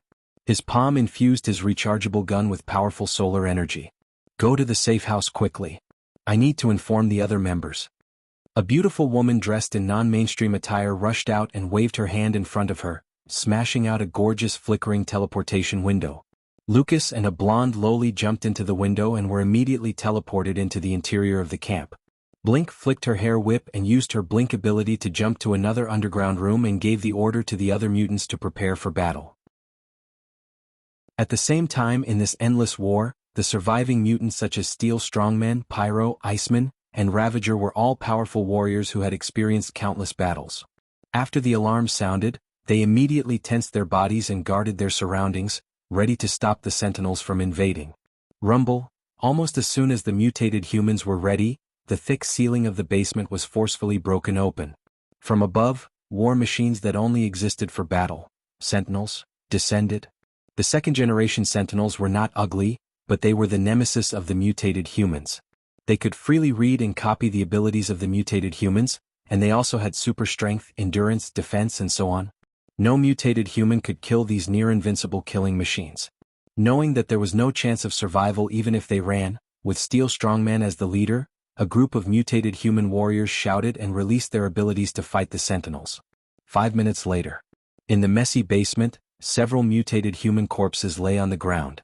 Steel Strongman's body turned into steel, but his neck was still broken. The flames on Pyro's body were extinguished, and his life force was also extinguished. His body was frozen into an ice sculpture. The frost on the Iceman's body melted, and there was a huge wound on his chest. The bones inside had been melted into blood. This was the strength of the Sentinels. In the current apocalypse they were invincible. The three unscathed Sentinels were expressionless as they went deeper into the basement. One of them directly used Pyro's ability to melt the steel protective door and opened it. In the safe house inside, Lucas was lying on a single bed. The blonde Loli pressed her hands on his temples and injected light into his brain. Seeing the Sentinels kill her companions and open the protective door to step into the safe house, the Loli inexplicably showed a cold smile. "You're one step too late." Moscow in an underground city. A stealth fighter landed smoothly. As the hatch opened, the first to walk out was Logan, followed by Storm, the bald Charles in a hovering wheelchair, and finally Magneto Eric. Even Logan, who wouldn't age, had white hair on his temples. As for Charles and Eric, their old faces were full of wrinkles. One was bald and the other had white hair. They were no longer in the prime of their youth. "Professor." The people who had been waiting here for a long time walked out. It was Lucas, the blonde Loli, and Steel Strongman. "We did it." Lucas walked towards Charles and the others and said in a deep voice, "Through Shadowcat's ability, although our team was attacked by the Sentinels many times, as long as Shadowcat sent me back to 3 days ago in time, I could move the camp in advance and avoid the encirclement of the Sentinels." "You mean back to the past?" "That girl can send people back to the past." Charles narrowed his eyes in surprise and looked at the blonde Loli who followed Lucas. Shadowcat quickly explained, "It's not an ordinary return to the past. I can only let a person's consciousness return to a few days ago. It's still their own body." "That's enough. The world is hopeless now, but if you can go back to the past." Eric looked at Charles meaningfully. "I know what you're thinking." Charles nodded and recalled, "This apocalyptic conflict started 50 years ago in 1973. There was a scientist named Bolivar Trask. He created the blueprint of the first generation of Sentinels by studying the mutant genes. He wanted to eliminate all the mutants in the world, but the proposal was rejected by the government." Eric continued his words and sighed, "But because Ruewen shot Trask, the government realized the danger of the mutants. They caught Ruewen and successfully created the first generation of Sentinels through the copied mutant genes in her body." Lucas understood the meaning of the two elders and quickly said, "You want to send people back to 50 years ago to stop everything from happening? That's impossible." Shadowcat shook her head and said, "Sending a person back to 3 days ago is already the limit of what the brain can bear. Even if the professor has the smartest brain in the world, he can't go back to 1 year ago, let alone 50 years ago." Logan, who had been silent, suddenly said, "What if that person's brain can infinitely heal itself?" Everyone was silent. But in theory this was definitely the dawn of the end of the world. Shadowcat looked at the others in confusion and didn't understand. "Why do you believe that going back 50 years can reverse everything? Historical facts are difficult to change. Once there's a mistake there will be no return." Charles and Eric looked at each other. Their turbid eyes were filled with reminiscence.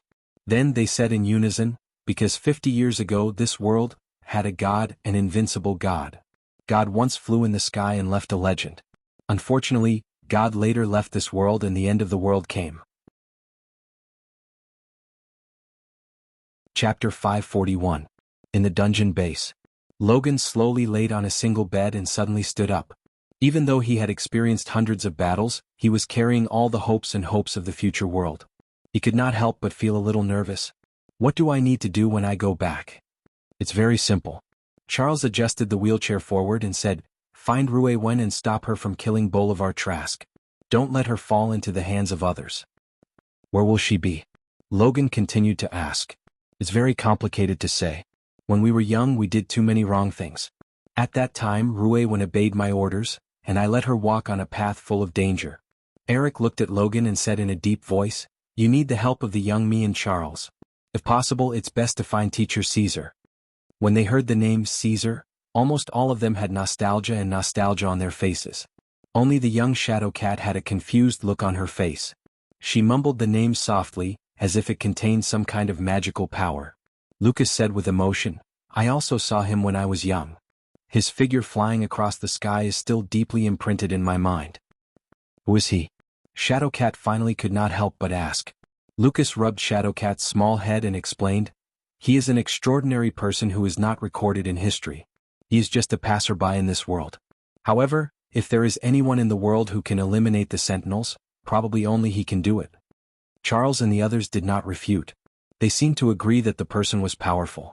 Someone who can kill the Sentinels? Shadowcat opened her beautiful eyes in disbelief.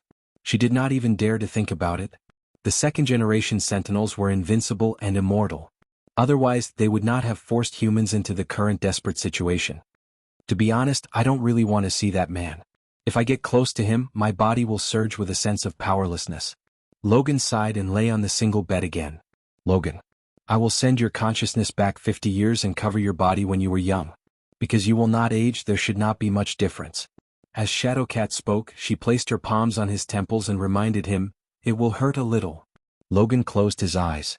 Then, with the help of the Illusion Cat's ability, his brain felt as if it was being torn apart by countless streams of energy. After he let out a miserable scream, his consciousness began to trace back to the ancient past. 1982 New York, Earth. Beautiful music echoed in his ears, and Logan woke up from his dream. He opened his eyes and realized that he was on a large bed. The naked sexy woman still had one hand on his body, and her curly hair was scattered lazily on the head of the bed. This woman looks a little familiar, but Logan has obviously slept with too many women, so he can't remember who she is. He looks at the retro-modern decorations in the room in a daze, and his self-awareness from the future starts to wake up. Right. After Charles decided to build the Mutants Academy, except for him, everyone else, including Caesar, basically stayed.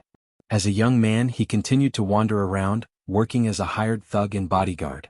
Drinking and killing were common occurrences for him. Just as Logan thought of this, the door was kicked open with a bang. A brawny man who looked like a boss and several men with guns at their waists entered the room. UB****, "I asked you to protect my daughter, but you went to the bed to protect her." The gang leader took out his gun and pulled the safety. The sexy woman, who was woken up, quickly covered her important parts with the blanket and ran out of the room. Looking at the three brawny gangsters who surrounded him, Logan smiled knowingly. He knew how to deal with this kind of situation, so he did not panic at all. He subconsciously reached out his paw. The next moment, Logan was stunned. What he reached out was a small cat paw. "What is this?" Logan looked down at his body for the first time. The surface of his body was also furry. It was not a strong and sturdy human body, but the orange fur of a Garfield cat. While the future Logan was in a daze, a familiar figure suddenly jumped out of the blanket on the bed. Facing the gangsters with pistols, the man with the buzz cut stood in front of Logan and directly reached out with his bony claws to meet the attack. He ignored the bullets that hit his bare upper body. As his claws fell, red blood splattered on the ground. The three brawny gangsters fell to the ground with different degrees of injuries. "Looks like I have to change places again." The man with the buzz cut retracted his blood-stained bony claws and approached the bed. He ignored the cat on the bed who was staring at him and put on his pants and shirt. The Garfield cat. No, the future Logan was still in a daze. The man with the buzz cut in front of him was his younger self. The Phantom Cat had succeeded in sending him back 50 years in the past. However, his consciousness did not cover his younger self. Instead, it was attached to a Garfield cat that had no combat ability and could not speak human language. This time he was really done for. Did the future have to be saved by a cat? Before Logan could accept this fact, the young Logan waved his hand and chased him away. He scolded impatiently, "Damn cat, get out of my way." Logan, who had been fantasizing about communicating with his younger self, immediately dismissed the idea. He rushed out of the room with his fur standing on end. No one knew his younger self better than himself. He had a temper that was like a barrel of explosives. Asking him to save the world was simply a fool's dream. Moreover, he was now attached to a cat. Who would know that he was Logan and had come from the future? Logan escaped from the gangsters' headquarters building and arrived at the bustling streets of modern New York. There was an endless stream of traffic and a bustling scene. Logan stood at the door in a daze as if a lifetime had passed. Then a bulldog stared at Logan. The tragic life of a cat had officially begun. It was late at night. The dirty Logan wandered the streets. He had never thought that there would be a day when he would be reduced to fighting with a dog. However, he didn't know if it was because his consciousness had brought over a portion of his abilities. Garfield's body was still able to defeat the bulldog, and his cat body was gradually recovering. Diamond Cat? But with this body, how could he reverse the future? Logan was really at a loss. He leaned tiredly in the corner of an alley, feeling the cold night breeze. He looked at the nightclub on the opposite side of the road. At this moment, a ball of red flame lit up a nearby area. Suddenly, two figures appeared on the road. They were a master and a servant in a suit. Young master, 6 girls at the banquet just now provided their contact information. 3 of them directly gave their home addresses. Okay, let's leave it there for now. The blonde boy and the red-haired man chatted and laughed as they walked towards the nightclub. That's Caesar. Logan's spirit was lifted. He almost burst into tears. He used the last of his strength to get up and chase after the 2 figures. This might be his last chance to save the future. If it was Caesar, he might be able to understand it. Chapter 542. New York Nightclub. All kinds of gorgeous neon lights swayed back and forth. After the new trend of electronic music played, men and women, regardless of age and occupation, began to indulge themselves in the nightclub's ballroom. With great difficulty, Logan managed to bypass the security guards at the entrance and followed the lavishly dressed lady into the nightclub. In the bustling and noisy environment, he carefully avoided the crowd and tried his best to stick close to the walls and wooden frames as he walked, looking for the master and servant who were here for entertainment. Leaping onto a wine cabinet, Logan looked down and quickly locked onto his target. In a relatively quiet seat, Caesar was sitting there with his legs crossed and drinking. Azo was standing beside him like a bodyguard. At this time, Azo's hair was slightly white. After years of precipitation, he looked much more mature and stable. He wore a black tuxedo and hid the tail behind him. Only his red face was exposed, so he didn't attract any special attention. Caesar was still the same as before, young and handsome. Like Logan, he didn't change because of the passage of time, but his temperament became more gentle and elegant. His body seemed to have reached the peak of perfection.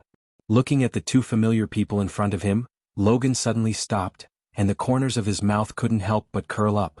Although he didn't want to see Caesar before, in fact even he, who was over 100 years old, often missed the old days.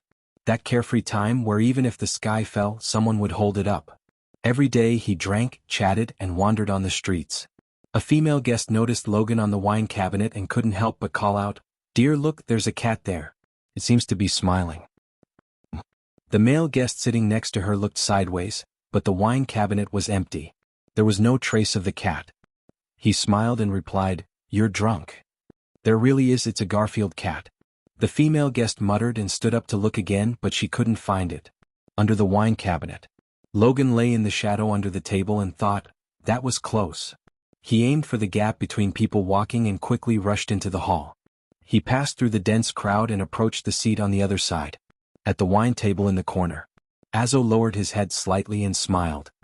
"Young master, Logan seems to be staying in New York recently. Why don't we find a time to meet him? We haven't seen him for a few years." "As you wish."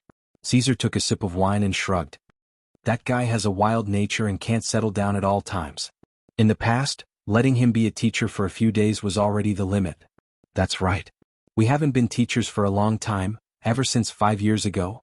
Azo stopped talking abruptly. His eyes sharpened as he waved his hand, sending Garfield, who was charging towards Caesar, flying. He was surprised and said, "What? There are cats in this nightclub?" "Be gentle." Caesar glanced at the ground. The cat that was lying on the ground struggled to get up and continued to walk towards him. Wait, why did this cat give him a sense of déjà vu? This cat is a little strange. Azo was also surprised. He waved his hand almost instinctively and didn't hold back. The strength he used was enough to make an adult unable to take it. Young master, this cat seems to be looking for you.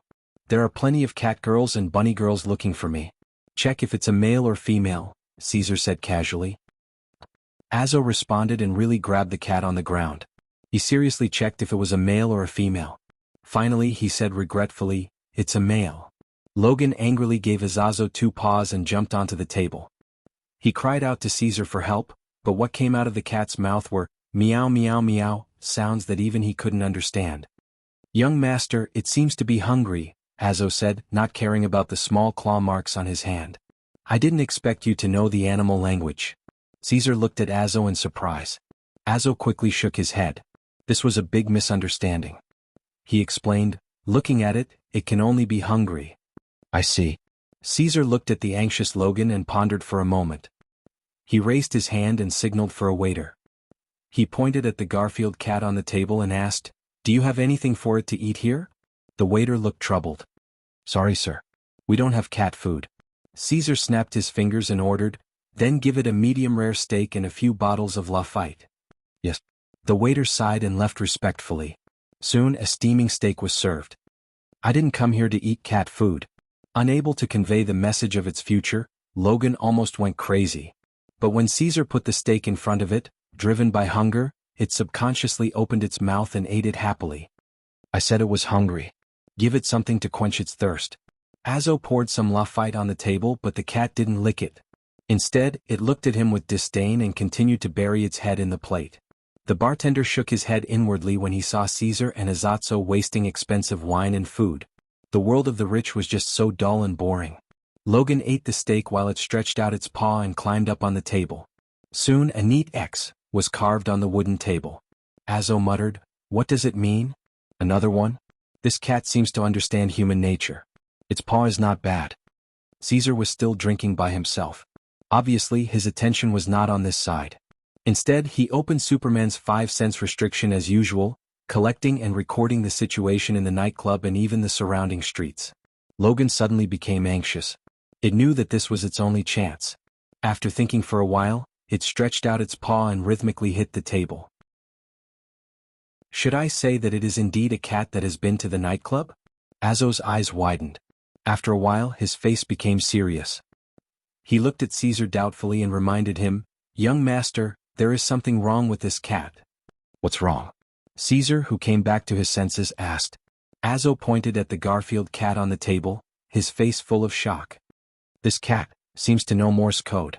Morse code? Caesar was stunned. Of course he knew this too. Morse code was a skill that transmitted encrypted letters through tapping of different lengths and weights. It was a skill that military intelligence officers almost always knew. But a cat knew it too? Caesar turned his attention back to the Garfield cat and listened for a moment. Indeed, the cat was using rhythmic tapping to transmit a message in Morse code. The message was, "I was once your comrade from the future spacetime." Azo also deciphered the message and said in disbelief, "This cat said that it came from the future? Young master, it can't be some mutant looking for us for entertainment, right? I just confirmed that there are no other mutants within a radius of 1,000 meters except you." Caesar shook his head and looked at the Garfield cat. The cat continued to give a new coded message. The short message finally moved him and Azazo. The translation of the code was, X-Men. Chapter 543. New York, the former site of the CIA's research base, now a special youth training academy. Inside the iron gate and railings entwined with roses and vines, there was a green lawn, a fountain, and a classical Western-style teaching building. Although it was summer vacation, it was still a bit too deserted for a school. Not a single person could be seen. The front door of the teaching building was closed. Dead leaves fell on the steps as if it had been abandoned for a long time. No one came to visit or disturb them. Today was an exception. 2 people and a cat were teleported into the yard with the flames. "Azazo, how long have we been away from the school?" The leading blonde youth looked up at the teaching building and asked softly. The red-faced middle-aged man with Garfield on his shoulder thought for a moment and quickly responded, "Young master, you and I haven't been here for 5 years and 1 month. It's been 5 years so soon. It's still the same as before, but things have changed. Let's go in and have a look." Caesar walked directly to the closed front door of the teaching building. Azazo followed closely behind. Garfield on his shoulder looked at the academy they had arrived at with a surprised look on its face. Back then, after defeating the Hellfire Club's conspiracy, the ex-mutant team parted ways with Magneto, Ruewen, and the others.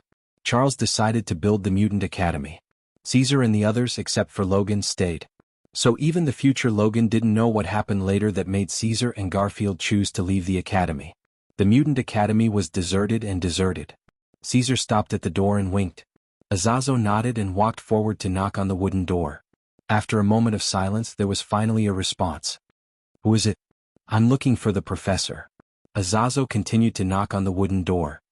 "I said don't come, there's no professor here." The wooden door opened a gap. The young man who opened the door said impatiently. But when he saw Azazo and Caesar outside the door, his unfinished words were suddenly choked and his mouth remained open. "It's you, Teacher Caesar, Teacher Azazo." The young man's eyes widened in surprise. He was wearing glasses, had clean and sunny short hair, and was dressed like a gentleman. Wasn't he the researcher Hank the Beast? "What? Am I not welcome?" Caesar smiled. Hank hurriedly opened the wooden door and waved his hand to invite them in. "Of course not. Charles said that this will always be your home. Your room is still empty. I clean it every day." "Charles?" Caesar narrowed his eyes and suddenly asked, "Is he still like that?" "I don't know what to say." Hank laughed bitterly and shouted towards the stairs, "Charles? Professor Charles, come down quickly. What are you arguing about? Also, don't call me Professor." Following the call, a drunkard with disheveled hair and the smell of alcohol wobbled down the spiral staircase in his slippers while holding an open beer bottle in his hand. "Professor." Azazo looked at the person and sighed softly. Is this still the young professor in his prime? Logan was even more stunned. It was not that he had never seen the young Charles, but even when he was paralyzed, it was 100 times better than the current state. "You are." Charles's eyes were hazy. He held the escalator with one hand and looked at Azazo and the others blankly. He took another sip of beer. Caesar looked at him calmly and said, "Charles?" Charles trembled and suddenly sobered up. He looked at Caesar in a daze and the beer bottle in his hand shattered on the ground. "Caesar, you are back." "Yes." Caesar gently nodded and smiled. 5 years ago, I was the one who saved you. The academy had just started a semester. Due to the start of the Vietnam War, many teachers and students were forcibly conscripted. Because of this, you were dispirited. At that time, you told me that you no longer needed the mutant ability, so even if you lost your telepathy, you would use drugs to forcibly heal your feet. In fact, that is indeed the case. Charles raised one of his feet and forced a smile. You see, not only have my feet healed, but I also don't have to listen to so many annoying voices. I can finally live an ordinary life. Do you really think so? Caesar looked at him. I once said that only one person has the opportunity to catch up with me and touch my field. That person isn't Eric, but you, the one with unlimited telepathy. It's too late to say anything now. Charles raised his neck. The glimmer of light from the window fell on his bearded face. I have lost enough. Ruewen, students, and my feet. Maybe there are still things that have not been lost. Caesar reached back and pointed to Garfield squatting on Azazo's shoulder. Its existence is proof. At this moment, everyone's eyes were focused on Logan. Logan also gave face and meowed. 10 minutes later. In the living room on the second floor of the teaching building, Caesar and others sat on the sofa. Hank served hot sobering tea to them. Charles looked at Garfield on the table and said incredulously, "You mean, this cat came from the future 50 years later, or was it sent by my old self to return to the present and reverse the doomsday situation in the future? If you don't believe me, you can read its heart directly." Caesar spread his hands. "No." Charles shook his head decisively. "Although it is difficult to understand, I still choose to believe it because it was conveyed from your mouth. What's more, I have lost my ability now. So, Ruewen will be captured by the government and used as an experimental subject." Hank couldn't help but ask. "According to the future it said, it is indeed so," Azazo responded with certainty. "Ruewen." Charles clenched his fists. Probably the only thing that he cared about now was Ruewen, who betrayed and left. Then what should I do? "Caesar, if you make a move." "Sorry." Caesar understood what Charles meant and smiled. "I will still watch from the sidelines." If possible, he didn't even want to interfere with everything in this world. "This is a headache." Charles hugged his head with both hands and then saw Garfield, who stretched out his paws and kept hitting the table. "This is Morse code?" Hank quickly saw the oddity and couldn't hide his surprise. He translated, We need to find a helper, the man who can control the magnetic field. Charles rubbed his temples and said, "You mean Eric? Unfortunately, I can't cooperate with him again. Moreover, that guy is now imprisoned in the underground prison of the most heavily guarded 5-star building in the United States. Unless Azazo uses his ability." Azazo hurriedly waved his hand and said in a deep voice, "If young master doesn't let me do it, I won't dare to do it. You two teachers are just here to watch the fun? It's the end of the world. Although it's only in the future." Hank was speechless. Caesar scratched his head and said, "At least the current situation is not something you can't control. On this basis, Azazo and I will not make a move." At this time, Logan continued to hit the table and conveyed his opinion.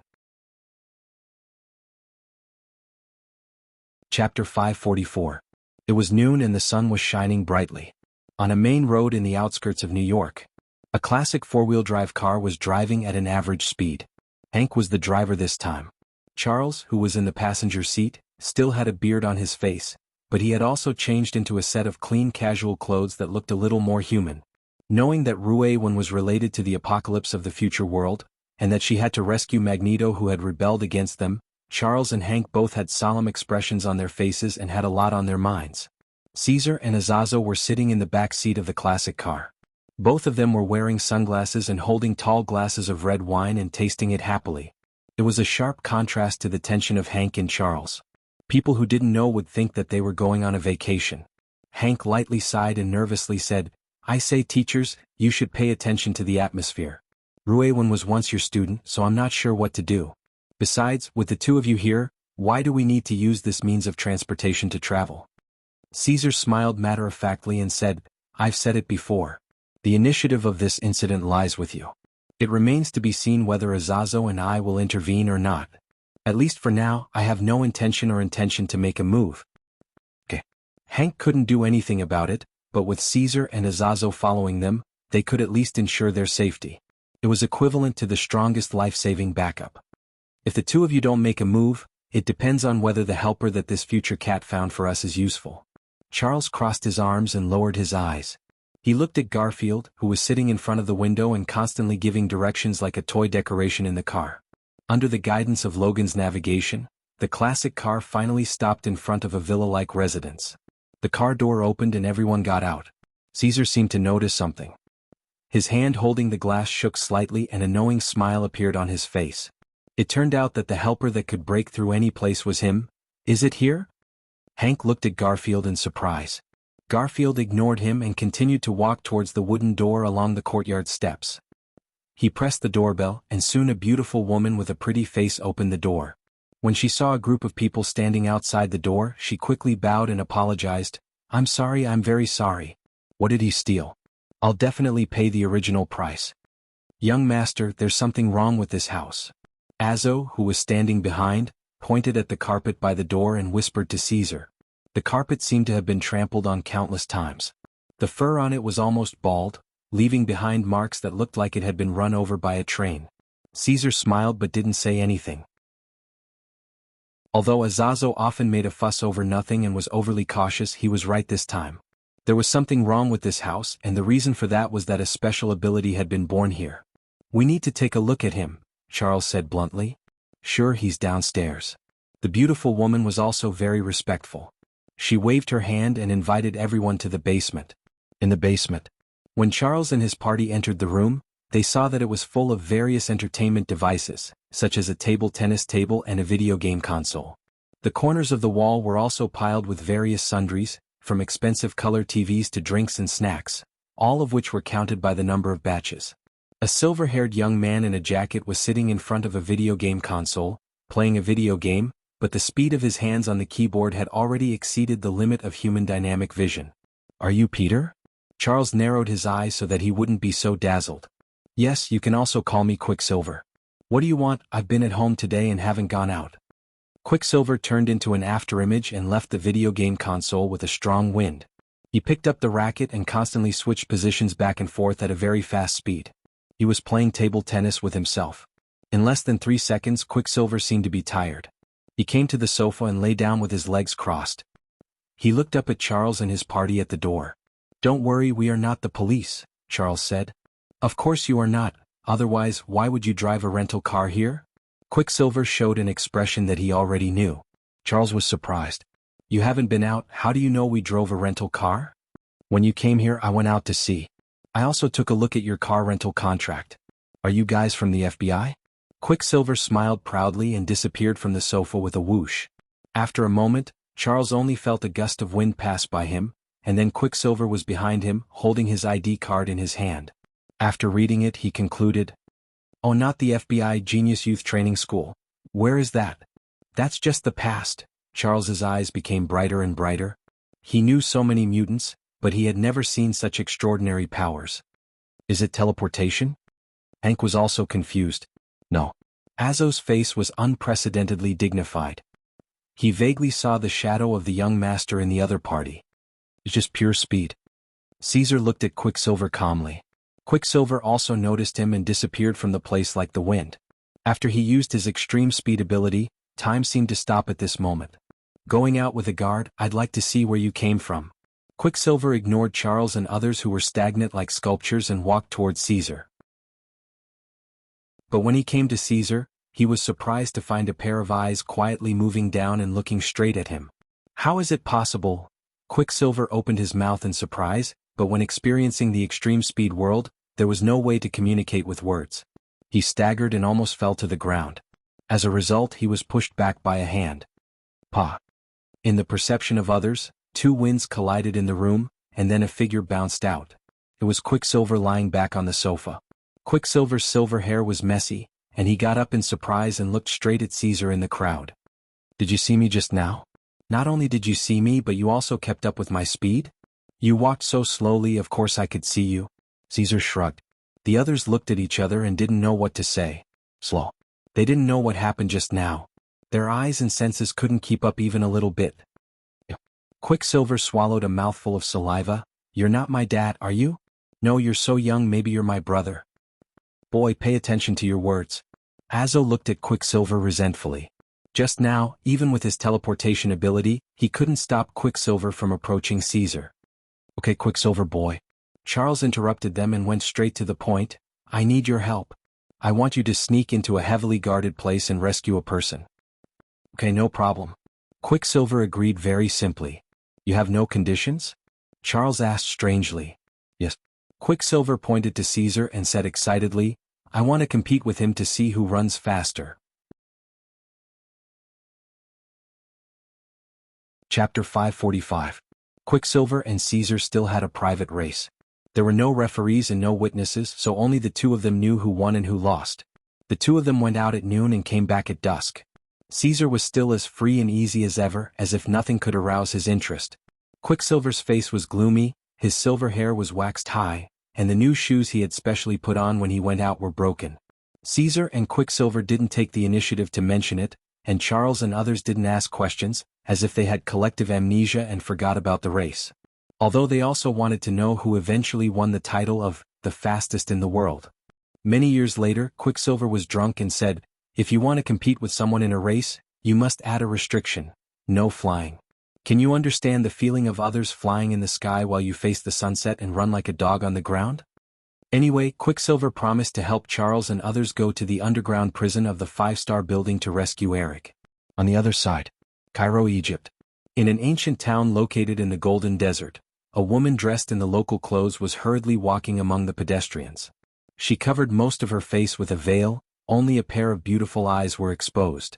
If Caesar saw her, he would recognize her as one of his former partners, Mora. Mora's eyes scanned around. According to the information, she came to the back of a busy city, where there was a well-hidden dilapidated residence. Sneaking in here, Mora saw that someone was guarding. She immediately touched the wall and used a set of neat fighting skills to knock the male Egyptian to the ground. Taking off the veil that affected her breathing, Mora searched the residence and soon found a staircase leading to the basement. It was said to be a basement, but in fact there was no bottom 20 meters all the way down. The lower the steps, the more primitive, and the walls on both sides seemed to be the remains of a huge building that collapsed. There may have been more great and famous pyramids in Egypt in the past, but some have long since collapsed and disappeared for unknown reasons. Mora suddenly remembered that a colleague had mentioned it before. She used to think it was a fallacy until now. The further down he went, the less light there was. Feeling uneasy, Mora continued to walk for 10 meters. Suddenly, it became clear in front of his eyes, and he could vaguely see the fire below. Almighty God, please give us light. We are your loyal slaves. At the same time, dozens of people were mumbling in Egyptian. Amola was shocked. He hid himself behind the broken pillar. She secretly looked around and found herself in the ruins of a collapsed altar hall. A group of Egyptians lit torches and surrounded a small pyramid sculpture. They kept praying and repeating the words on it. The small pyramid was engraved with patterns and runes, and it actually gave off a mysterious aura. It can't be, could that rumor be true? Mora looked on in surprise and bewilderment. He took out the camera that he carried with him and recorded the remains of the altar, the small pyramid, and the worship ceremony of the Egyptians. Since the appearance of mutated humans on the world stage a few years ago, researchers and intelligence agencies in the world had increased their research on mutated humans. Then, someone was shocked to find out. Mutated humans were not born in recent years. Tens of thousands of years ago, a mutated human was born in ancient Egypt. En-Saba-Nur, the world's first mutated human. It was said that he could transfer his consciousness to other bodies to extend his life indefinitely and deprive other mutated humans of their natural abilities. He constantly perfected himself to the extraordinary path of omnipotence. The Bible even described it as apocalypse, which could give abilities to others. The 4 powerful knights under Moses almost ruled the world. It's a lie, the legends are all lies, right? Mora comforted herself. But at this moment, the small pyramid suddenly lit up with a strange stream of light. This miraculous scene also made the worshipping Egyptians shout excitedly. Under the gaze of Mora and the group of Egyptians, the stream of light of the small pyramid became brighter and brighter, and the underground ruins began to shake violently. Mora couldn't care less about the horror in her heart. She turned and rushed to the exit behind her, using both hands and feet to escape. The Egyptians who were still in the ruins not only did not escape, but they cheered loudly in the shaking earthquake. Nearly 100 meters underground in the ruins of the pyramid, a man in strange clothes with dark blue skin was lying on the altar. As if he heard the cheers from above, he suddenly opened his eyes that were full of white light. The amazing energy in his body then leaked out and lifted the tens of thousands of tons of ruins on his body inch by inch. The entire Egypt area trembled at this moment. Caesar, who was thousands of miles away, stopped and frowned. He seemed to notice something and looked at the sky. "Young master, what's wrong?" Azazo, who was beside him, asked in surprise. "No, nothing." Caesar shook his head gently and looked up at the 5-star building in front of him again. Charles and others had entered the building to start the rescue operation. With the help of Quicksilver, it can be completed in 5 minutes without any accidents. But why does he have a strange feeling? "Azazo, you stay here and wait for them. I'm going to a place and will come back to meet you later." Caesar was swift and decisive. Almost as soon as he finished speaking, his body disappeared in a flash, leaving a gust of wind surging outwards. Azazo, who was left with a blank face, looked up at the sky on the left side. There was a white airflow that was breaking through the clouds and disappearing at the end of the blue sky. Passing through the atmosphere, Caesar came to the universe near space and looked down at the large territory of the Earth. When he arrived here, he released the shackles of Superman's facial features. He could roughly perceive what was happening in the world. The complex and dense sound of nature and biological communication was like a stream, converging into a river and an ocean. It only took about 3 seconds. Caesar seemed to perceive something and locked on to the African plate where Egypt was located. His fist rubbed against the atmosphere in front of him and swooped down like a rocket. Cairo, at the steps of the pyramid ruins. Mora was still desperately running up, but the ruins began to collapse for the second time under the violent earthquake. Gravel and dust continued to roll down from the top. When she saw the underground exit, which was still 10 meters away, shrinking and drowning, her beautiful face finally showed despair. "Am I going to die?" Mora's eyes dimmed as she watched the wall collapse. At the last moment of death, a low voice suddenly sounded in her ears. "You're not going to die so soon." Boom, boom, boom, the things that were falling down seemed to be stopped by a force. Mora opened her eyes wide and saw a pair of big hands raised from behind her, just above the boulder and the wall. Looking back, Caesar was looking at her helplessly. Chapter 546. The ruins of the underground building shook violently in the earthquake. The stones fell down with a rumble and the sand was shaken off. The ruins of the ancient pyramid that had yet to be revealed were about to be completely buried. "Mora, why do you always appear in dangerous places?" It was the same last time at the Hellfire Club. Caesar held the collapsed boulder with both hands and looked at the pale Mora.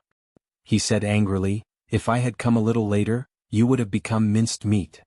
"You're here, aren't you?" Mora was still in shock, but the moment she saw Caesar, her racing heart suddenly calmed down. Because as long as Caesar appeared, everything would no longer be a problem. All the crises would be solved. This was the charm of his existence. Caesar looked at the collapsed exit that was only the size of a face and said quickly, "Hold me tight and close your eyes. I'll take you out of here." Mora nodded, closed her beautiful eyes, and hugged Caesar tightly with both hands. She completely shrank her body into Caesar's broad arms. Caesar protected her with one hand and clenched his right hand into a fist. Then he sped up and rushed toward the exit that was still shrinking. On the ground of the pyramid ruins, the originally dilapidated buildings had been reduced to ruins due to the earthquake. The bricks and sand had drowned the original exit. Many Egyptian locals were still fleeing in panic. Some even knelt on the ground and begged for the gods' forgiveness. At this moment, with a bang, the exit of the original ruins exploded from the inside out. A figure rushed out like a bullet. At supersonic speed, the air exploded layer by layer. Caesar flew into the sky, stirring up a strong wind and stirring up a wave of dust. Many local superstitious witnesses shouted that the gods had appeared. Caesar took Mora and landed in an oasis in the desert. After landing beside a lake, the earthquake that had swept through Egypt finally subsided. "Okay, it's okay." Caesar put Mora on the grass. Mora saw the water beside her. Without caring whether it was clean or not, she immediately rushed forward and swallowed the lake water, washing her dusty face. "We're saved." With a long sigh, Mora lay back on the grass, her towering chest still heaving. "Go ahead. Why did you go down that rat hole? Don't tell me there's a national wanted criminal down there?" Caesar teased. I'm afraid it's even more troublesome than national criminals."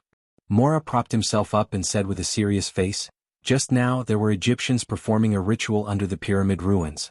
I guess they wanted to awaken the apocalypse that was recorded in the Bible." "Apocalypse?" Caesar tilted his head in confusion. Amola nodded. "Yes, Tianchi. The world's first mutated human, possessing omnipotent strength. In the old era 10,000 years ago, he claimed to be the ruler of God. You're saying that he's resurrected?" Caesar's interest was piqued. "I don't know. I didn't see the apocalypse with my own eyes." Amola shook his head and said, "But I saw a very strange pyramid altar at the bottom of the ruins just now. I felt a shocking mysterious power from there."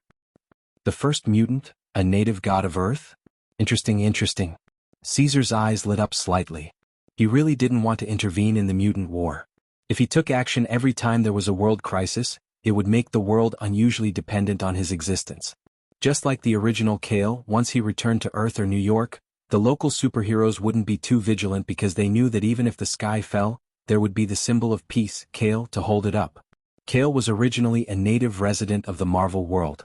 But for a wanderer like him who could leave the current X-Men universe at any time, once he interfered too much in this world, he would leave behind a big mess after he left.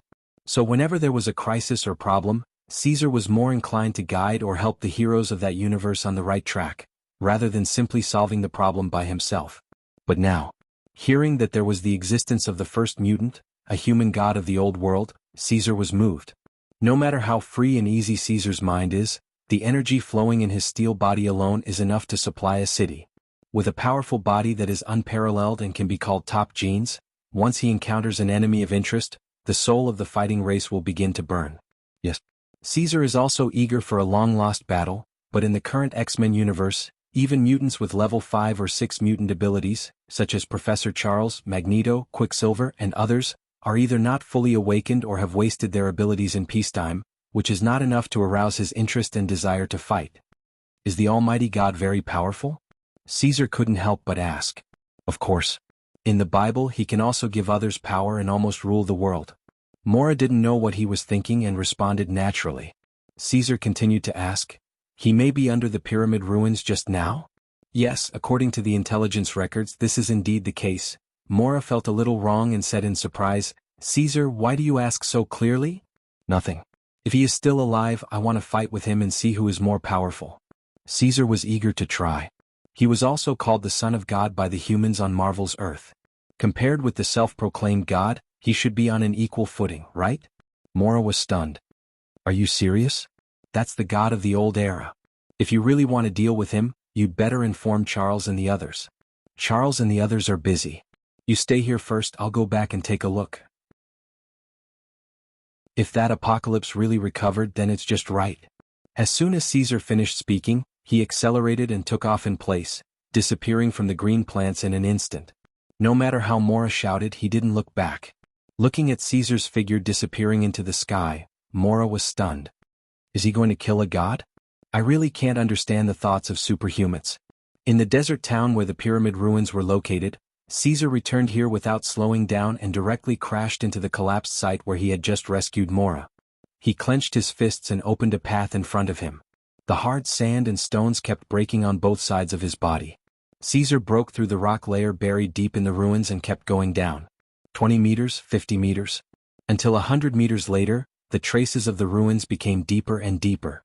Finally, he came to a spacious underground altar. Most of the underground altar was buried by sand and stones. Many of the collapsed stone pillars were full of cracks caused by the earthquake. Well, this is it. Caesar came here. His eyes glowed and he saw some clues at a glance. Inside the collapsed underground ruins, there was a place where an adult had been lying for a long time. But now it was empty. Caesar walked closer and put his hand in the depression. He could still feel a trace of residual warmth. Am I too late? Caesar narrowed his eyes. There was really someone who, after 10,000 years, had recovered in the pyramid ruins buried 100 meters underground. Chapter 547. Egypt in a local desert town. On a street that was still a mess due to the aftermath of the earthquake, a man in a tattered cloak was hunched over as he pushed through the crowd and staggered out. No one noticed that his skin under the cloak was a strange, coarse dark blue. That was right. He was Tianqi, who had ruled the land of the old era 10,000 years ago. As the supreme ruler, he had almost ascended to godhood. However, Tianqi was in a bit of a sorry state as he hurriedly escaped. Just now, he had used the last bit of energy left in his body to finally escape from the 100-meter deep pyramid ruins and see the light of day again. However, before he could catch his breath, he sensed an unusually powerful life form approaching. It was obviously coming for the pyramid ruins, so he ignored his weak body and tried his best to escape. Tianqi struggled to walk on the road and was almost hit by an oncoming car. He pressed his hands against the brakes of the car that had stopped. With his innate ability of cognition and rapid learning, he quickly learned the internal and external frames and functions of the car just by touching it. Get out of my way. Do you want to die? The driver yelled at Tianqi. Tianqi silently stepped aside and thought to himself, how long have I been asleep? There are actually more mutants with such terrifying auras in the world. Also, these car creations. I have to quickly adapt to the new era and rule this world again. Earth, your god is back. Tianqi made up his mind and left the busy street like a wandering beggar. In the desert oasis, Mora took off her clothes and swam into the lake to wash off her sweaty and sandy body. However, before he could put on his clothes, Caesar was thrown down by a strong wind and splashed on the grass beside the lake. Mora panicked and covered her important parts. Caesar looked at her and said, "What are you covering up for? I've already seen what should and shouldn't have been seen." That's different. Emola blushed and quickly put on the clothes on her naked and graceful body. She did not forget to ask, "How did it go?" Okay. Caesar nodded and said, 100 meters below the pyramid ruins, there are indeed traces of someone staying for a long time. According to what you said, the other party might really be Tianqi. Unfortunately, I was a step too late and didn't run into him. You really went? Mora was shocked again. He thought that Caesar was joking, but he didn't expect him to go to the underground of the pyramid ruins. You're exposed down there, Caesar said calmly. Ah. Emola looked down and found that the belt of her clothes had slipped off again. Instantly, her body was exposed. She couldn't help but put it on in a hurry. Caesar continued to feast his eyes. Then what should we do now? The heavenly awakening has awakened, and the world may collapse because of it. After Mora put on his clothes, his face was full of worry. He looked at Caesar, wanting to ask for his opinion. Caesar shrugged and said, "It's simple. Find him. I'll deal with him. However, it would be troublesome if he hid in the shadows of the world and caused trouble. I don't even know what he looks like. It's hard to find him in the sea of people. Leave this to me." Emola patted his chest and pondered. But what will Tianqi do first after he recovers? What else can he do? It's nothing more than recuperating, restoring his strength, and then... Caesar paused. His eyes lit up slightly as he looked at Imola. Imola also looked at him. Obviously both of them had the same thought. Right, the four horsemen of the apocalypse, heavenly awakening has been resurrected. Since the four horsemen have not been resurrected, heavenly awakening will definitely take the lead in finding powerful and suitable mutants to recreate the four horsemen to achieve the purpose of world domination. Imola took a deep breath, thought for a moment, and said, "Powerful mutants. As far as I know, Charles and the others are considered powerful. In addition to them, there are mutants in some places that can also be considered powerful." While Charles and others rescued Magneto, Kale and Imola were tracking down Heavenly Awakening, things that would change the world were also happening in several other places. New York, underground black market deathmatch arena. All around the fighting arena, surrounded by a huge voltage grid, there were spectators of all kinds standing around. Under their passionate shouts, the fight to the death in the iron cage finally came to an end. A tall, bald fat man was covered in bruises and deep scratches on his head. He fell forward in a pool of blood. The young man covered in blood raised his hands high, and a pair of white wings behind him stretched out on both sides in a heroic manner. "Angel! Angel! Angel!" The audience shouted the name of Angel. The young man named Angel retracted his wings and watched as the armed guards carried the fat man's body out of the cage. Dear audience, did you have a good time just now? Angel has proven himself with his strength. If you want to defeat Angel, you can only rely on the devil's creation. A host in a suit came out in time to warm up the scene and liven up the atmosphere. Several armed guards escorted a box that kept making strange noises to the fighting cage. "Now let's invite out the Nightwalker." The host finished speaking loudly. After the box was opened, a dark blue youth with pointed ears and a spiked tail was put into the cage. The audience also cheered enthusiastically, "Hurry up and kill him. I bet on you winning.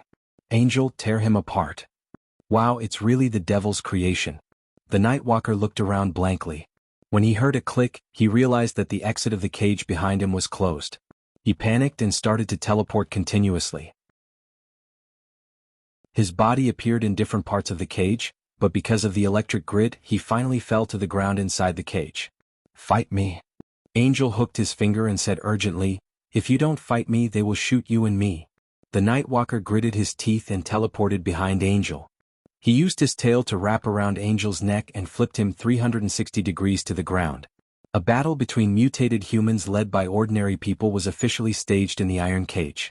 In the audience area outside the cage, a beautiful and mature woman, wearing revealing and sexy clothes, was walking in high heels towards the armed man guarding the electric grid in the cage. "What a hot chick, how much for one time?" The man whistled. The woman smiled charmingly, came in front of him and kicked him on the chin, knocking him out. After finishing all this, the woman removed her disguise and changed back into Ruewan. She pulled the switch of the electric grid in the cage. The closed cage suddenly opened. Angel and Nightwalker, who were still fighting, saw this and stopped fighting at the same time. They rushed towards the armed guards below. New York City High School, a classroom in the teaching building. A female teacher was teaching on the stage. About 20 students were listening below. One of the male students sitting in the back suddenly felt uncomfortable in his eyes and kept rubbing them with both hands.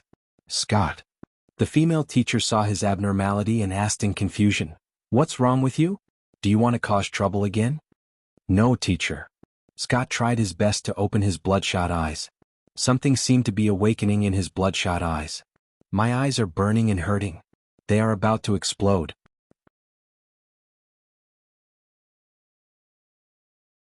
Chapter 548. "I'm going to the bathroom." Scott covered his eyes, dropped a sentence to the teacher, and rushed out of the door with his head down. "Huh."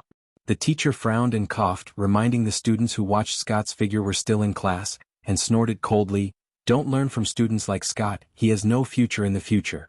In the school bathroom. Scott came to a toilet, sat on the toilet, locked the door and kept rubbing his eyes with both hands, but the more he rubbed, the more painful and redder it became. Until he couldn't help it, Scott suddenly loosened his hands under a whale and looked up with his eyes wide open. In the next moment, 2 red lasers burst out of his eyes, directly blasting the toilet door and landing on the wall of the toilet, and a large area of the wall was destroyed and collapsed. A trace of air waves appeared in the sky of New York, the clouds were broken and a streamer fell down at a high speed. Finally, it slowed down and landed in front of a villa in the forest on the outskirts of New York. Is this the place you are referring to?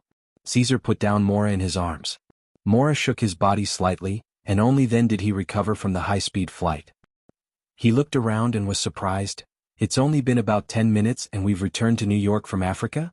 Even planes aren't that fast. This is very slow. It's too fast, I don't think your body can bear it.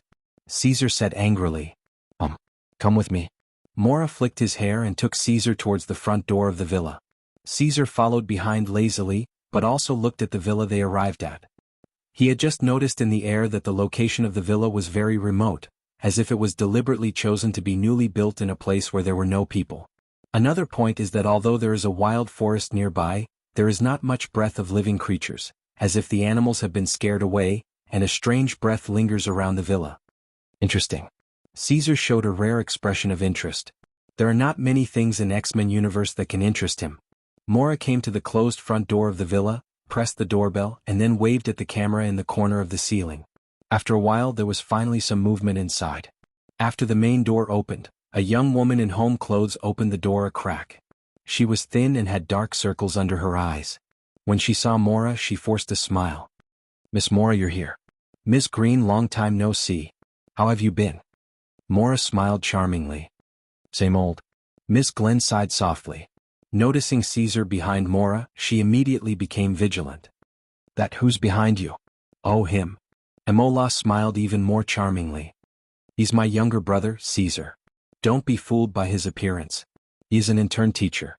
Such a young teacher is really amazing. Miss Glenn exclaimed and her vigilance disappeared. Only then did she open the main door and raise her hand to signal, "Please come in." All right. Mora nodded politely. Only Caesar shook his head secretly. This woman is really good at lying. Miss Glenn took them to the sofa in the hall on the first floor and made hot coffee on the table. I don't have anything to entertain you here, so just make do with it. Then I won't be polite. Mora picked up the coffee, took a sip, and then went straight to the point. Actually, I brought my brother here this time to let him see your child. What? When Miss Glenn heard this, she immediately said, No, absolutely not. Seeing Caesar's puzzled look, Miss Glenn realized that she was too excited and said apologetically, I'm sorry. I was too excited. It's not that I don't want others to touch her, but it's too dangerous. Even I only dare to touch her a little in the afternoon when her ability is at its weakest. Miss Glenn, you can rest assured. Mora smiled and said, My brother is an excellent teacher. The most important thing is that he's the same kind of person as that child. The same kind? Miss Glenn looked at Caesar as if she didn't understand. After Mora's explanation and persuasion, Miss Glenn finally agreed to his request, but she still put forward a few conditions. First, only Caesar could go there. Second, once anything happened, he had to leave the room immediately. Mora agreed readily. Then, under the lead of Mora and Miss Glenn, Caesar came to the door of the innermost room on the second floor of the villa. Remember, if anything happens, leave the room immediately. Miss Glenn reminded him again, and then carefully took out the key to open the door. After Caesar stepped into the room calmly, the door was closed tightly again. He looked inside and saw that it was a room with closed doors and windows. Even the curtains were drawn. The light inside was dim and the air was a little stuffy. The interior of the room was decorated in a girly pink style. There was a soft carpet on the floor and various stuffed toys and dolls were piled up on the floor. As the door opened and closed, the wind blew the wind chimes hanging on the ceiling, and a crisp and pleasant sound echoed in the room. Caesar took a few steps forward and felt a resistance in front of him. There was also a voice that directly invaded his brain, Don't come in. Caesar's expression didn't change and he calmly walked forward. He came to the side of the pink bed and stretched out his hand to pull open the bulging quilt. Under the quilt, a white and cute little girl was curled up into a ball. The little girl was about 10 years old. She was wearing cat pajamas and the skin on her neck and wrists was as white as snow. Her long golden hair that reached her waist fell on the bed, like a silly and cute kitten, and also like a rose that bloomed alone on the cold wall. Aren't you afraid of me? There were still traces of tears on the little girl's face. She didn't open her mouth, but her thoughts were directly transmitted to Caesar's brain. As she was extremely unaccustomed to this extraordinary ability, her powerful thoughts were enough to directly stun ordinary people. Caesar didn't show any discomfort. He reached out his hand to touch the little girl's head and asked, Can you hear my thoughts? I can't. The little girl looked at him in surprise. This time she finally used her mouth to speak, and her voice was as small as an ant's. Caesar smiled and said, "That's right. From now on I'll teach you how to control your awakened ability." Caesar wasn't someone who would easily teach others, but this time in the little girl in front of him, he saw a potential that far exceeded Charles and Magneto. Really? The little girl blinked her big eyes in surprise, and took the initiative to rub her small head on his big hand. "Of course. You've been here for a long time, right? Let me take you out to have a look," Caesar said gently. "That." The little girl hugged his arm with both hands as if she was gathering her courage and said with difficulty, "My name is Jean. Jean Grey." Caesar looked at her and nodded. "Jean, you'll be my student from now on." Neither of them knew that this special encounter would completely rewrite the trajectory of time and space.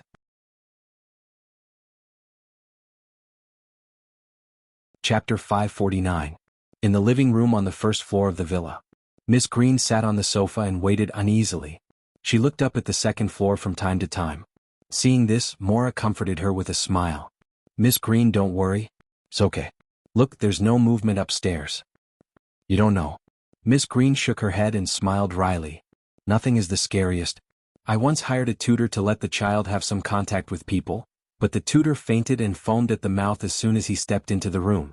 If I hadn't found him in time, he would have died." "That's hard for you." Maura reached out and held Miss Green's hand. She had also found out about Miss Green's family half a year ago. She had wanted to send the mutant child to Charles's Academy for Gifted Youngsters, but because of Charles's decadence and loss of telepathy, this matter had been delayed. When Caesar mentioned the mutants with powerful abilities, Maura immediately thought of this. She thought that with Caesar's extraordinary power, he might be able to help. Tap, tap, tap. At this moment, a series of footsteps sounded from upstairs. Miss Green and Maura looked up. When they saw Caesar holding Jean's hand and walking down the stairs, they were so shocked that they didn't know what to say. Maura had thought that Caesar would have a chance to solve the problem, but she didn't expect him to succeed and solve it so smoothly. Caesar smiled proudly and touched Jean's head. He coughed and said, "Jean, say hello to your mom and auntie." Jean was still a little shy. She shrank behind Caesar and held Caesar's big hand tightly as if to borrow courage. She took a deep breath and said in a low voice, "Hello, Mom, Auntie." "Good, good, good. This child finally dares to come downstairs." Miss Glenn nodded her head in relief. Her eyes were slightly red and she almost cried. These days had been a kind of torture for her. "Don't call me Auntie. Call me Sister." Maura kicked Caesar angrily. She knew that he was taking revenge for what had happened before. Caesar sat down on the sofa. Although Jean was shy, she still sat on his lap and buried her face in his arms. This made Maura grit her teeth again. She felt that she had found herself a little rival in love. Miss Green didn't care about this. With Caesar's appearance and professional identity, he was more than enough to be her future son-in-law. She looked at Jean hesitantly and said, "Mr. Caesar. Jean's mutant ability? Don't worry." Caesar looked down at Jean and said with a smile, "As long as she's not too far away from me, it's not a big problem. I can use energy guidance to stabilize her ability. As long as she spends some time learning, I believe she will be able to control her awakened mutant ability very quickly." Maura took the opportunity to say, "Ms. Glenn. If you trust us to you." Ms. Green hesitated for a moment and looked at Jean in Caesar's arms. Soon she felt relieved and said, "Even Jean, who can see through people's hearts, is sticking to you. What else can I worry about?" Maybe Ms. Green also realized that her family was too small. One day she wouldn't be able to restrain Jean, who had unlimited potential. Phoenixes shouldn't stay in the grass. After lunch, Caesar took Jean and left the villa with Maura. Outside the courtyard, Jean bathed in the sunshine. Seeing the things outside, her fair face flushed with excitement. Caesar looked at the sky and said, "At this time Charles should be done. I should go back and meet with them." "What about Apocalypse?" Maura asked worriedly.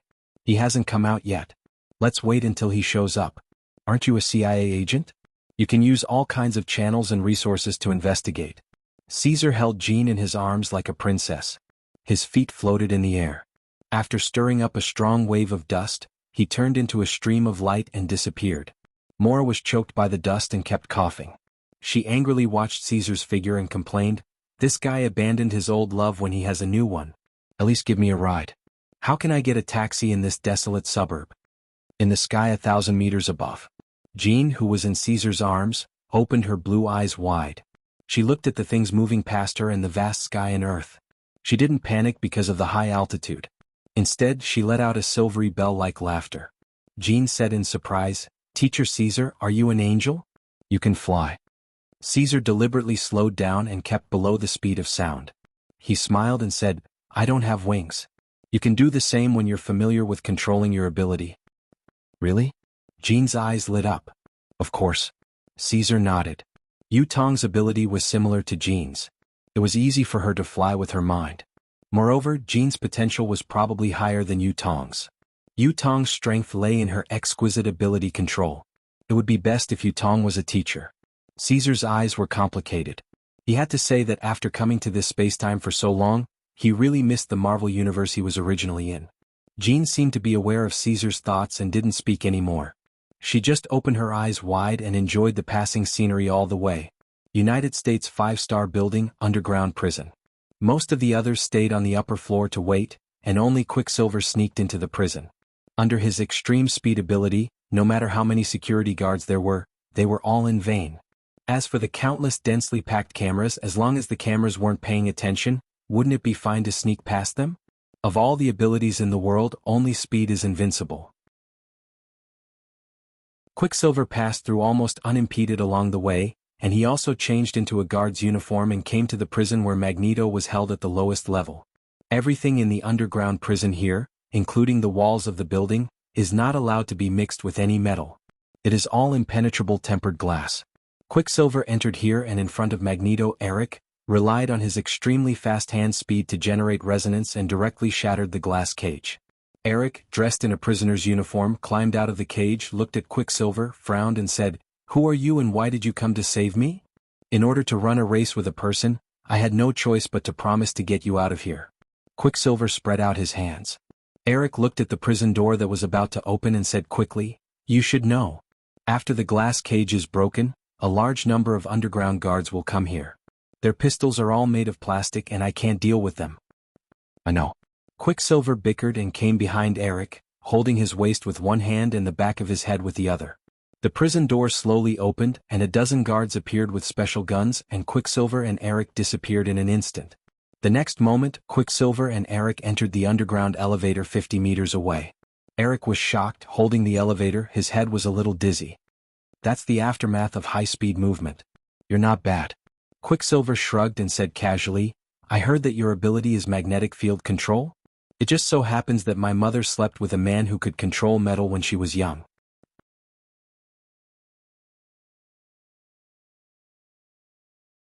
Chapter 550. When Quicksilver and Eric came to the underground prison kitchen of the 5-star building, which was the exit to the back door, they found that it had been invaded and occupied by a group of people. Many cooks and guards fainted on the ground, the fire alarm system was triggered, and the sprinklers made the room seem like it was raining heavily. This group of people was, of course, Hank and Garfield, led by Charles. "I didn't expect that you would come to save me. Of course, you are also the most annoying person I have seen today." Eric saw Charles and moved his eyes down to his feet. He was surprised. "Your legs? Are they okay?" "Listen, Eric." Charles's body was already wet and he looked at him coldly. "If it wasn't a last resort, I would never come to save you. I will save you this time. You have to listen to my orders." "I don't have a helmet now, so I have to listen to your orders." Eric pointed to his head. Without the telepathic helmet made by Shang, he could only be obedient in front of Charles. "I won't enter your dirty brain anymore and I can't enter it." Charles turned his face away. When Eric didn't understand what he meant by "can't enter," the protective door of a kitchen opened, and nearly 10 prison guards with special pistols rushed in. "Don't move." The muzzles of the pistols were aimed at Charles and others, including Garfield, who was standing on the table with his claws outstretched. Charles stopped them. Eric whispered. Charles kept shaking his head. I can't do it anymore." Eric seemed to understand something. Fortunately, there was no shortage of metal tools in this underground prison kitchen. When he was about to exert magnetic field control, he felt a slight blur in front of his eyes. All the guards who came in were lying on the ground. Quicksilver stood opposite him and clapped his hands, looking like he had already figured it out. A flame suddenly appeared in the corner of the kitchen, and Azatso came out of it. He first smiled at Eric. "Long time no see." He then said to Charles, There is already a plane waiting for you at the private airport in New York. You can leave New York and go to Paris when you get on it." Eric's pupils shrank and he couldn't help but ask, "What happened?" "Even the teacher is involved, right?" Azazo explained, "This time young master and I will still be watching from the sidelines. This matter still needs to be resolved by you guys." It really is his style. Eric suddenly revealed a thoughtful expression. 10 minutes later. At the same time, a private jet took off from an airport in New York and headed straight for Paris. In the VIP cabin of the private jet, Charles hugged the awkward Garfield cat and told Eric face-to-face that the catastrophe that would happen in the future all originated from Rue Wen's current solo action. Eric took a sip of wine and said, "That is to say, as long as we get to the government meeting in Paris before Rue Wen shoots the scientist who invented the Sentinel, we can change the future, right?" "Yes. We still have to protect her and not let her fall into the hands of the research organization." Charles put down his glass, leaned forward, and looked directly at Eric, who was sitting close by. "It's all because of you. It was you who led her down a dark path. The Rue Wen I know would never kill anyone." "What do you know?" Eric stood up and put his hands on the table. He couldn't hide his anger and said coldly, "I'm fighting for the cause of mutants, for our cause. Charles, the one who really abandoned us is you." Most of Eric's magnetic field ability came from anger, so under the anger the magnetic field was infinitely strengthened and magnified, directly interfering with the private jet flying at an altitude of nearly 10,000 meters. As if there was an invisible hand holding the private jet tightly, a large area of the hull caved in at a speed visible to the naked eye. Hank, who was piloting the plane, changed his expression slightly, and the plane tended to go out of control under the magnetic field interference. In the face of the angry Eric, Charles, who had lost his ability at this time, and Logan, who was attached to Garfield, were helpless. Because Quicksilver went home after rescuing the people, Azazo was the only one in the cabin to make a move. If you don't make a move, something will happen. Just as Azazo hesitated, there was a sudden knock on the door of the private jet that was on the verge of losing control. Would someone knock on the door of a plane flying at high altitude? Azazo was stunned and then showed a knowing smile. The angry Eric seemed to perceive something, and his expression changed immediately. He removed the overflowing powerful magnetic field and muttered to himself, "He's here." The cabin door of the private jet opened, and before the airflow poured in, a figure had already entered and closed the door. Everyone looked in the direction of the voice. The person was Caesar, but Caesar was holding a blonde Loli in his arms. "She is Garfield." No, Logan's eyes narrowed slightly, and he was the first to recognize Jean's identity. "She is also the only mutant who can theoretically defeat the Sentinel." "What's wrong, quarreling?" Caesar smiled and looked at Eric and Charles calmly. "No, just a disagreement." Eric sat back in his chair, and there was probably no other person in the world who could make him so restrained except for Caesar. Caesar nodded and said, "Then you have to think clearly on the plane. After you arrive in Paris, your every move will completely rewrite the future history of this time and space." Jean opened her cute eyes and looked at the people she didn't know, and hugged Caesar tightly, unwilling to let go. Paris, outside the government conference building. The square was full of media and people who gathered. They surrounded the cordon and watched the senior members of parliament and military officers arrive at the conference building one by one under the escort of military forces to attend the annual national conference. What was little known was that at this major conference, a proposal called the Sentinel Plan would be decided.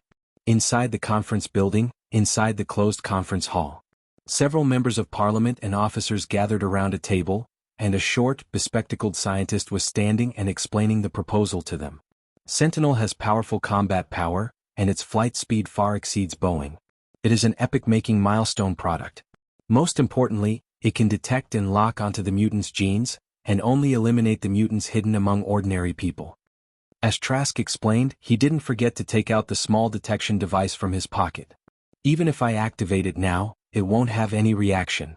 Before he finished, the small detection device beeped like a slap in the face. Trask changed the topic and scanned the people in the conference hall, and said with certainty, "Unless there are mutants among us." The small detection device turned slightly, and when the alarm reached the maximum, the detection antenna was aimed at the military officer disguised as Rue when sitting in the main seat.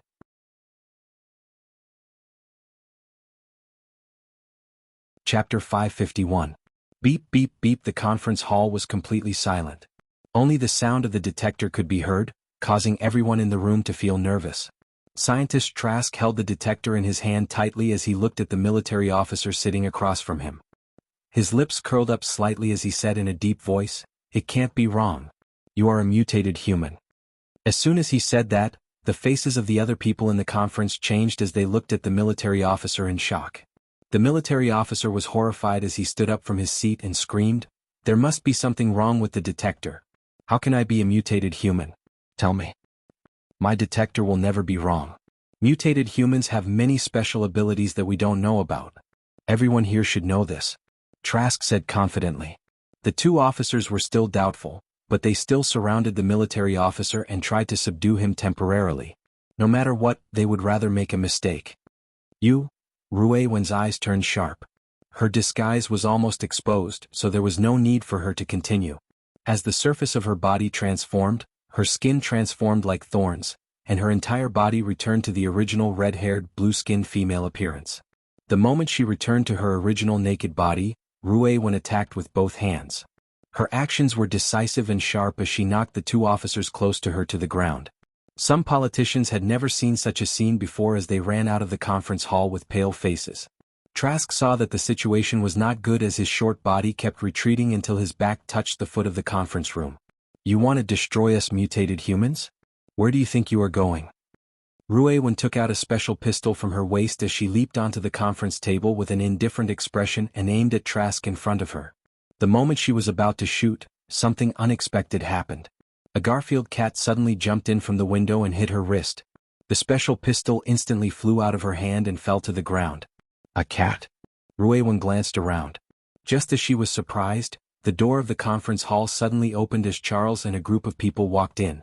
Seeing that Trask hadn't been shot, Charles knew that they had made it in time. He immediately heaved a sigh of relief. Then, his gaze landed on Rui Wen and he said in a deep voice, "Rui Wen, stop." "Charles Eric, why are you here?" Rui Wen was stunned. At this moment, an officer took out an electric shock device and shot it at her neck. Rui Wen groaned in pain and fell onto the table, her body twitching. "Rui Wen." Hank rushed forward, ignoring the electric current flowing through the electric net launcher. He pulled the electric net away from Rui Wen with his bare hands. The electric current immediately paralyzed his body, causing Hank to fall to the ground. Garfield's hair stood on end as he stared at the officer holding the electric shock device. How could Logan, who came from the future, forget that this man in front of him would become the devil who tortured him to the point where he wished he was dead? The adamantium in his body in the future was also injected into his bone marrow by this man in the present. Seeing that Charles and the others were on Rui Wen's side, the officer stopped shooting and fled to the conference hall in a hurry. Garfield hesitated, but in the end he didn't chase after them. After all, with his weak cat body, he would only be courting death if he chased after them. Does this count as changing history? Young master.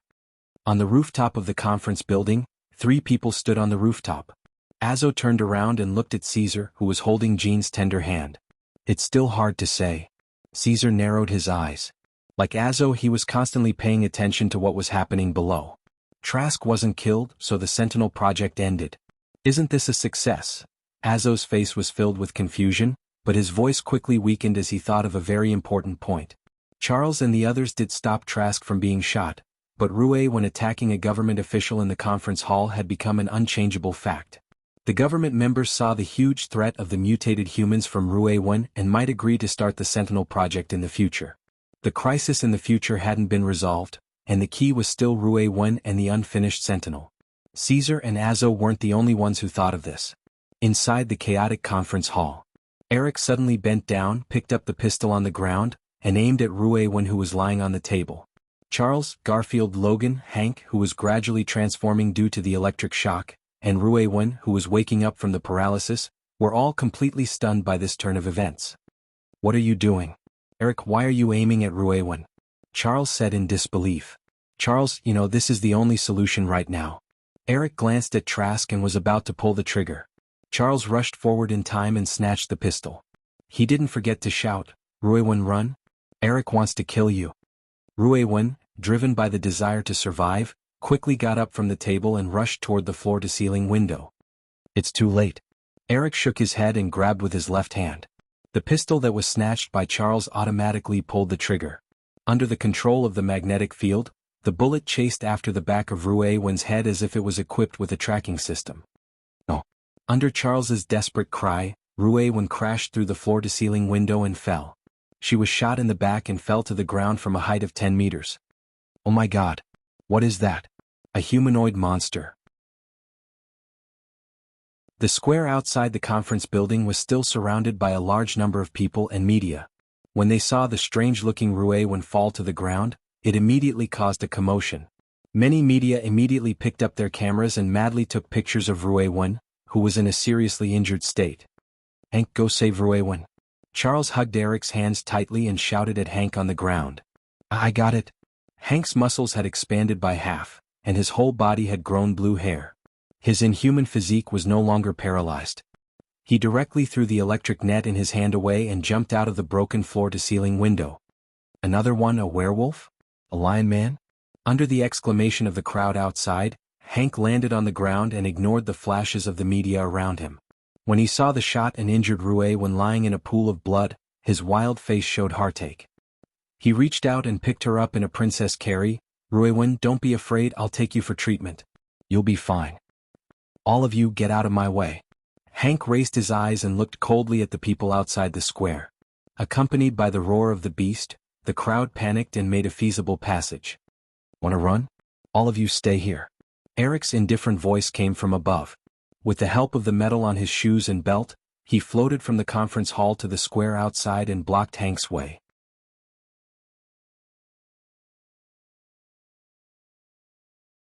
Chapter 552. Those who block me will die. Holding the injured Raven, Hank's hair stood on end.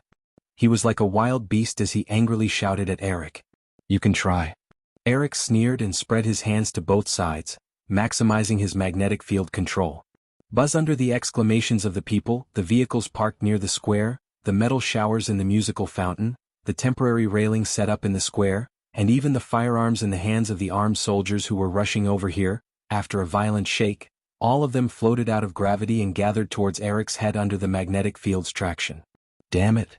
Hank was already burning with anxiety, but when he saw Eric gather the metal objects, he could only helplessly retreat. Charles, who stayed in the conference hall, looked at the turmoil in the square through the window on the third floor and anxiously looked at Garfield next to him. What should I do? Is there any way to stop him? Garfield didn't speak and couldn't speak. Its paws slapped the window several times. Charles understood the meaning conveyed by Logan. He covered his head with both hands and said in pain, I know, but I can't do it now. Damn it, I can't do it. Is it really worth it to give up my ability that is different from humans for a pair of legs that normal people have? Charles questioned himself for the first time in his heart. He regretted not having his mutant ability until he needed it. But now, no matter how much he regretted it, it was useless. From the moment Eric made his move, the matter was settled. On the rooftop of the conference building, Azatso looked down at the square below and couldn't help but sigh. Eric is serious this time. Basically, no one can change his decision. Now that Charles has lost his ability, Hank alone can't protect Ruiwen, who was shot while escaping. He paused and continued, Eric also scattered the metal particles in the air of the square to prevent me from making a move. Even if I teleport to Hank and the others, I can't teleport them away safely. This game is basically a dead end. However, sacrificing Ruiwen in exchange for future peace is an outcome that most people can accept. Azo looked at Caesar and asked in a low voice, Young master, is that what you think? Caesar didn't answer. He lowered his head and stroked Jean's head. Jean narrowed her eyes comfortably. The current dispute was still too far away for her. She just wanted to stay by Caesar's side. It's all over. Ruiwen Hank. Eric lowered his eyes and pressed his hands forward at the same time. The metal objects that were suspended in the air suddenly became like hailstones, hurtling towards Hank in a dense and rapid manner. There are so many of them. There's no way to avoid them. Hank smiled bitterly as he looked at the many items falling down. He lowered his head to look at the unconscious Ruiwen and murmured, But it doesn't seem like a big deal to die with you like this. Isn't that right, Ruiwen? Despite his thoughts, Hank still bent down at the last moment and used his body as a shield to protect Ruiwen in his arms. Then the next moment, boom boom boom. Cars, railings, iron nets, and all kinds of metal objects converged into a torrent of steel and fell down with a roaring sound. The shocking scene was recorded by a large number of media reporters in the surrounding area in photo and video formats, becoming a vivid page in the history book. However, what happened next was even more shocking to the world. Eric frowned as he felt that the metal objects he controlled were intercepted at the last moment. They didn't fall on Hank and Ruewen. What's going on? Hank, who was holding Ruewen in his arms, opened his eyes. When he saw the tall figure on the ground, his body trembled and he quickly looked back. He saw Caesar standing behind him, holding a truck with both hands. The rest of the metal objects that fell down piled up into a small hill. Teacher Caesar. Hank almost burst into tears. It wasn't that he hadn't seen Caesar in action before. It was just that Caesar wouldn't do it in front of outsiders, let alone interfere in major events. However, this time, in front of the whole world, when he and Ruewen were about to die, Caesar still broke his own principles. I can't help it. Jean is watching. Caesar shook his head helplessly and said casually, if I don't save my former disciple, then all the principles and bottom lines are meaningless. Taking a deep breath, Caesar pushed the metal hill high into the air. He didn't do anything, but the metal mountain kept shrinking at a speed visible to the naked eye. Caesar squeezed the 10-meter-tall metal mountain into the size of a football. He fiddled with it a few times with his hands, threw it up slightly, and kicked it forward with his right foot at high speed. Eric, this is for you. The compressed small metal ball broke the sound barrier and the air exploded layer by layer. Eric stretched his hands forward and tried his best to control the magnetic field, but he still couldn't stop the metal ball. He could only slightly shake its trajectory. Whoosh! The metal ball moved slightly upward and narrowly passed over Eric's head. After hitting the memorial stone in the square, it didn't slow down and disappeared into the sky, becoming a little black dot until it disappeared without a trace. Cold sweat trickled down Eric's pale face. Just a little bit more and his body would have exploded from the impact of the metal ball. Caesar asked him, "Do you want to continue, Eric?" "Teacher Caesar, I'll call you teacher for the last time." Eric said in a deep voice, "You should understand the consequences if Ruewen doesn't die. Also, the consequences of exposing your superhuman abilities in front of the public this time may be even more serious." "I know." Caesar glanced at the stunned onlookers and sighed softly. He felt that his peaceful days were coming to an end. He raised his hand and waved toward the roof of the conference building. A red flame glowed in the square. Azazo appeared from it and put his hands on Hank and Ruewen. "Young master, I'll take them to treat their wounds first." As soon as he finished speaking, Azazo took Hank and Ruewen and teleported away under a red flame. Eric knew that once Caesar took action, everything would be settled. He manipulated the magnetic field and flew out of the square.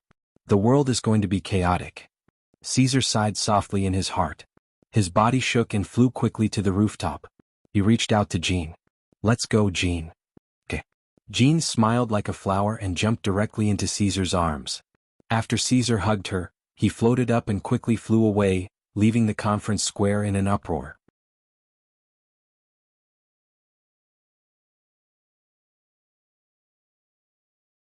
Chapter 553. Although Caesar and the others left, the aftermath left behind still caused an epic sensation in Paris. This day will definitely be recorded in history. It was a few years ago. The most primitive X-Men team in the Hellfire Club, the battle between the mutants staged in front of the battleships of various countries, made a small part of the world aware of the existence of mutants. This time Ruewen, Hank, Eric, Caesar, and Azazo, in the square of Paris watched by countless people and under the eyes of the media from all over the world, carried out a short and extraordinary battle that completely exposed the existence of mutants to the world. In less than half a day, the discussion about the battle had covered the entire city of Paris. Reporters from all walks of life from all over the world scrambled to cover this major event in newspapers, radio, television, and other forms. The content of the report did not need to be exaggerated, just describing the facts was enough to shock the world. Seeing that the report was completely publicized to the world, the UA government felt that it could no longer seal the news and hide the existence of mutants from the public, so they could only take the initiative to disclose the identity of the mutants that appeared in the square and focused on issuing arrest warrants for Ruewen and Eric. Magneto Eric Lancel, a German Jew who once entered a concentration camp. His mutant ability was magnetic field control, which allowed him to manipulate any metal for his own use. The country specially made non-metal guns and underground prisons for him. He was the founder of the Mutants Brotherhood who once attacked the former president of the UA, and was the most dangerous and powerful mutant terrorist. Mystique Rouet Darkholm, who grew up in the United States. Her mutant ability was camouflage, which allowed her to disguise herself as anyone she had ever met. Even her fingerprints and internal genes could be copied and disguised. A dangerous person with an antisocial personality, a core member of the Mutants Brotherhood. Red Devil Azazo, whose mutant ability was instant teleportation, could teleport people up to 6,000 kilometers away. Once a member of the Hellfire Club, now suspected to be Caesar's personal butler. Beast Hank McCoy, whose mutant ability was beast form, had the powerful offensive physique of a beast. Once a scientist at the CIA Research Center, now the personal butler of Professor Charles. After the above personal information was announced to the world, it caused another uproar. The mutants had become the hottest topic in history. Of course, there was also another piece of personal information. After the government released it to the public, almost everyone was shocked speechless. Superman Caesar. Birth unknown. Family unknown. Mutant ability unknown. He could fly at supersonic speed and his strength was unknown. He could easily carry a 100-ton object. His 5 senses were unknown. His speed was unknown. His physique was unknown. He had lived with Professor Charles when he was young. Later he received the title of Duke of England. His family was rich, but he had always kept a low profile among the people. He often went to banquets and bars all over the world. Given Caesar's identity and ability, even the government didn't dare to issue a warrant for his arrest. What level of personal information is this? A generation of superhumans, officials, and riches? Is he still a human? He's clearly a god. For a while, Caesar's reports and topics were overwhelming. It rose to the top of the hot discussion in a short period of time, suppressing the discussion about the danger of the mutants. Some people even regarded Caesar as a god. Most of them were women. This made the governments of the major countries hold meetings to discuss how to deal with powerful mutants like Caesar. If even the governments of the major countries couldn't suppress the mutants, then wouldn't the mutants be above the law and the people? This would undoubtedly be a devastating blow to the legal society. In the White House of the UA Empire presidential meeting. Although this meeting was an emergency, it was hosted by the current president. There were senior generals and major members of Congress. It was a meeting that could affect the entire world. The president frowned and glanced at the people in the meeting room. He asked in a deep voice, "Is that Caesar really that powerful? Even the national military can't suppress him?" "Mr. President, it's not a matter of whether he's powerful or not." While the generals and members of Congress were silent, the current CIA officer stood up, took out a few files and replied, "I have a few in-depth investigations on Caesar. Although we only know the tip of the iceberg, we can still directly feel his ability." "Let me see." The president waved his hand, and the secretary immediately placed the files on the table in front of him. He picked up the first file with a photo and was immediately stunned. It was an aerial photo of space. The blue earth was glowing and a faint figure was standing in space. The CIA officer smiled bitterly. "Yes, that's Caesar. Aerial satellites have captured many images of him in space. At first we thought he was an alien. I knew he could fly, but I didn't expect him to be able to fly into space." The president's eyes twitched. This didn't make sense at all. The CIA officer sighed. "As long as he wants to, not to mention outer space, he can even go to the moon." The president continued to scroll down and found the photo taken at the square yesterday. It was the famous scene where Caesar held the metal hill with both hands.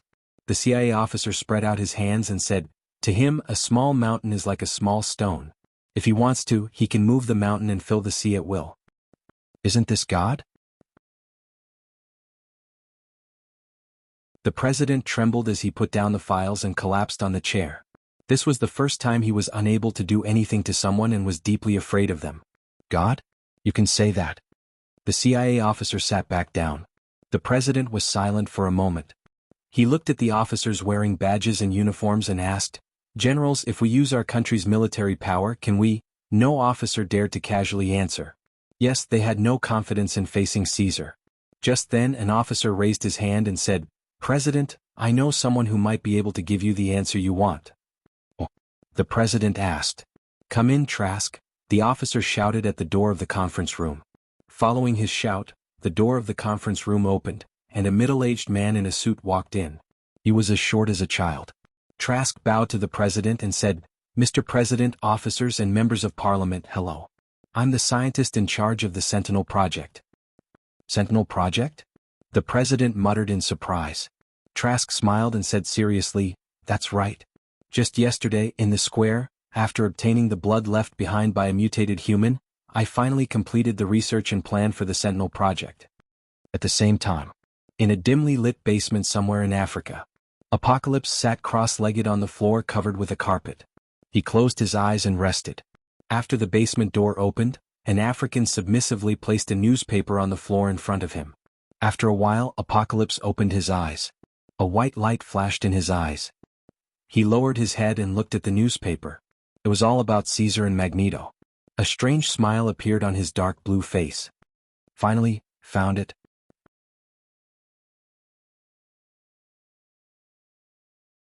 Chapter 554. Paris, the bustling streets of the city center. The topic of mutated humans was still spreading like wildfire on the streets. Some citizens held signs asking for the expulsion and exclusion of mutated humans, fearing the mutated humans hiding in the dark. But there were also people wearing t-shirts with Caesar's picture on the street, supporting the peaceful coexistence between mutated humans and normal humans. For a while, all kinds of conflicts occurred. The sky seemed to be affected by the atmosphere, dark clouds covered the sky, and a huge storm was about to come. A girl dressed in a non-mainstream outfit had her hands in her pockets, chewing gum, walking aimlessly on the street, often weaving into the bustling crowd. No one noticed that when she passed by some well-dressed people, her left hand would reach out like lightning and cut open their backpacks or pockets with a sharp knife, stealing the phones and wallets inside. After a while, the non-mainstream girl's pockets were bulging, full of loot. She left the crowded street and came to a secluded alley without any surveillance cameras. The non-mainstream girl squatted on the ground and was counting her loot when a deep and heart-stopping voice suddenly came from behind her. "Child, with your extraordinary ability, you don't have to do such a thing." The non-mainstream girl was shocked and turned around, only to see a mysterious person with dark blue skin, dressed in a retro style, looking at her with a kind face. "Who are you?" The non-mainstream girl took out a knife cautiously and held it in front of her. Apocalypse smiled. "I'm a god from the old era, you can call me Lord Apocalypse." "Lord Apocalypse? What's that?" The non-mainstream girl frowned. Just then the police appeared at the entrance of the alley. When the middle-aged police saw the two, he immediately took out his gun and shouted, "Police! You two raise your hands immediately." "How unlucky." The non-mainstream girl looked at Apocalypse unhappily, spat out the gum in her mouth, threw the knife on the ground, and raised her hands to the police. "And you?" The middle-aged police shouted at Apocalypse, who was unmoved. "Mere mortals." Apocalypse shook his head lightly and raised his left hand. In the next moment, the police's gun disintegrated into countless parts, falling to the ground with clanking sounds. "Go!" Tianchi pointed a finger, and the fleeing police officer's body floated into the air and disappeared into the wall of a nearby building. The wall sealed off his body like a swamp, leaving behind only a mural of a real person howling with his mouth wide open. "Who the hell are you?" The non-mainstream girl's face was pale as she sat down on the floor of the alley. "Tianchi." Tianchi smiled and gestured in the girl's direction as if he was injecting something into her body. The non-mainstream girl fell to the ground and struggled in pain. Accompanied by her screams, white lightning began to awaken on her body and sizzle away. At the same time, the dark clouds in the sky continued to press down, thunder roared, and lightning struck the street lamps around the alley like dragons and snakes. Many passers-by screamed and fled in fear. "What's wrong with me?" The non-mainstream girl opened her eyes and asked as she looked down at her hands that were wrapped in electricity. "Child, you have the power of nature within you. You are above the heavens. From now on, follow me and help me create a new world ruled by God." Tianchi looked at her calmly. "Now, can you tell me your name?" "Master Tianchi. My name is Arolo Monroe, Lady Stormsword." Lady Stormsword knelt on one knee and said respectfully, "Let's go." Tianchi opened a purple energy portal and extended an inviting hand to Lady Stormsword. "Master Tianchi, where are we going?" Lady Stormsword stood up and asked in confusion. "Gather the 4 horsemen. You are one of them and there are 3 others. With the 4 horsemen in place, the entire world will bow at our feet." Tianchi said and walked toward the portal. Lady Stormsword followed closely behind. Academy for Gifted Youngsters, the old teaching building site. Ruewen was lying on a large white bed on the third floor. Her upper body had been bandaged, and the connected medical equipment showed that her heart rate was stable. Charles, Hank, Azazo and Garfield were all in this room. "Ruewen, is she all right?" Charles looked at the unconscious Ruewen and asked softly. Hank, who had returned to his human form, pushed up his glasses and replied, "The emergency treatment went smoothly. She is out of danger, but she still needs to rest for a while. Since she is wanted outside, I asked Azazo to move her back here." Charles looked at Azazo, who was leaning against the window with Garfield, and said, "Azazo, you can do it, right?" Azazo understood what he meant and nodded. "The young master asked me to do it. I don't know where he is now. During this time, I will stay with you if I can still use my ability." "That's good. We don't have many people here who can fight." Charles sighed softly and walked out of the room. However, halfway through, his legs suddenly stopped moving and he staggered forward and fell to the ground. "Charles?" Hank quickly went to help Charles up. Garfield also jumped to his side and looked at him anxiously. "My legs." Charles stared blankly at his legs that were losing feeling and said anxiously, "Hank, the effects of the medicine last time are about to wear off. Hurry up and give me the potion. Quick." "Yes." Hank quickly ran up to the fourth floor and hurriedly took down a monitor. Charles was like a patient with a drug addiction. He snatched the syringe and was about to inject it into the blood vessels in his arm. However, that Garfield cat suddenly leaped onto his knees and looked straight at him. "I understand what you mean. However, how can you guarantee that after losing my legs, my ability can be restored?" Looking at Garfield, Charles's face showed pain and he said hurriedly, "I have lost enough." Garfield jumped to the ground and patted the floor with his hand to convey his message. "So you can't lose any more?" Charles was silent. He raised his head and looked at Ruewen, who was lying on the bed. Then he looked at the monitor in his hand and hesitated. Finally he put down the syringe dejectedly. "Charles?" "Professor." Hank looked at him with gratification. "I remember something the young master said before." Azazo also smiled and looked at Charles, who was sitting on the ground. He said with emotion, he said, "If there is really a God in the world, then the person closest to God is not him, but you, Professor Charles." In the hinterland of the Atlantic Ocean, on a remote deserted island, a new 2-story wooden house was built next to the beech forest. Caesar, who caused a sensation in the world, was wearing sunglasses and lying on the sun chair in front of the wooden house while teaching Jean, who was wearing a swimsuit, how to swim in the sea. "Teacher Caesar, didn't I want to learn how to control my ability? Why do I want to learn how to swim?" Jean was washed onto the beach by the waves and asked curiously with her eyes wide open. Caesar yawned and said, "It's because you were too obsessed with controlling your ability that you often lost control. You just need to do other things that you want to do and naturally adapt to your power. I used to be like this too." "All right." Jean pouted and dived into the clear seawater again. Caesar took off his sunglasses, looked at the blue sky and said to himself, "The calm before the storm."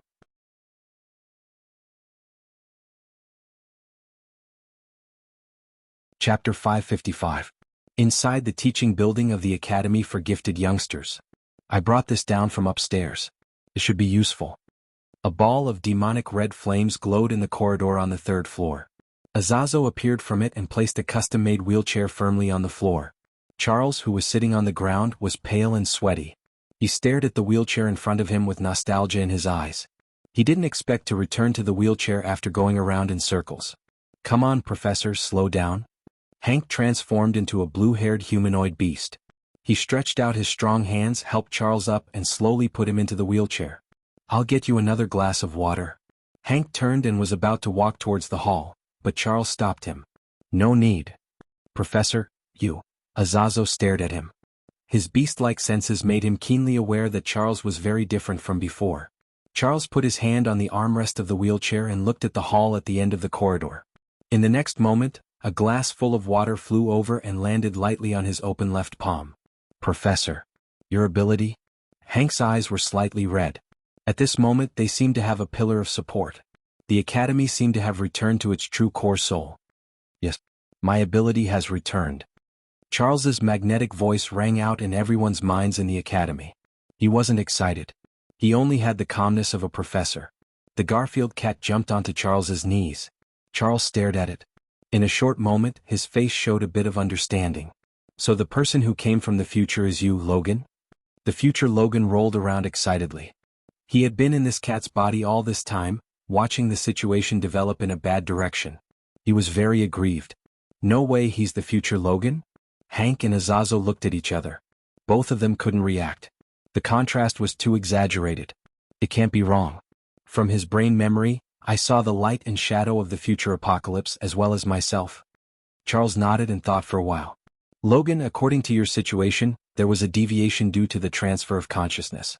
Through the brain expansion machine, maybe I can temporarily cover your original body in the current era with your consciousness in the cat's body. The Garfield cat's eyes lit up. He had enough of this useless body. Hank? Charles's voice sounded in Hank's mind. Hank understood what he meant and smiled. Professor, I'm not used to your sudden recovery. Don't worry, I've been maintaining that place. Now. The basement of the Academy's teaching. The underground space below was very spacious, and the teaching building above was just the tip of the iceberg. There was a parking area for high-end stealth fighter jets, a combat simulation training room made of special materials, and an important room with an X-shaped security door in the deepest part of the underground space. Hank brought everyone here and looked at Charles, who was pushing the wheel forward. Professor, this place is specially built for you, and only you have the authority to enter. Charles continued to push the wheel forward. He placed his hand on the door handle. Through fingerprint and laser scanning, the bulletproof door automatically opened on both sides. Inside was a straight and long passage. At the end of the passage there was a mechanical helmet. The helmet was connected to the antenna of the entire room. The circular inner wall of the room was a seamless LCD screen. Every time I come here, I'm always a little excited. Hank sighed. Very few people knew how powerful Charles's telepathy could be with the help of the brain expansion machine. If Hank had to describe it, it would be that he was only one step away from God. Charles pushed the wheelchair, picked up the helmet, blew off the accumulated dust on it, and put it on his head solemnly. It had been a long time. Under everyone's gaze, the room seemed to have received the most crucial chip. It was fully functional. The screen suddenly showed an endless starry sky. In this starry sky, there were many colorless and a few glowing shadows. The glowing ones represent mutated humans, and the dark ones represent ordinary people. Now, Professor can freely control the bodies of ordinary people, rewrite their memories, and even kill them directly with his mind. Hank explained and said softly, Professor, find where Logan is at this time. Charles did not speak. He used his telepathy and traced along the starry sky. Soon he locked onto a bright light. Found it? Logan, you are now locked up in a military research base in the United States. You are in pain. Your body seems to have been injected with something. Garfield's eyes widened. He seemed to have realized something and shouted at Charles anxiously. I understand. Charles lowered his left hand and stroked Garfield's head. He transmitted Logan's consciousness that was lodged in the cat's body. Garfield shuddered and looked around at everyone in shock. Then he fled out of the door in a hurry. Logan, Hank watched Garfield leave. Charles said softly, he went to where he should be. We will probably meet soon. Now let's find where Eric is. The matter of the Sentinel was not resolved yet.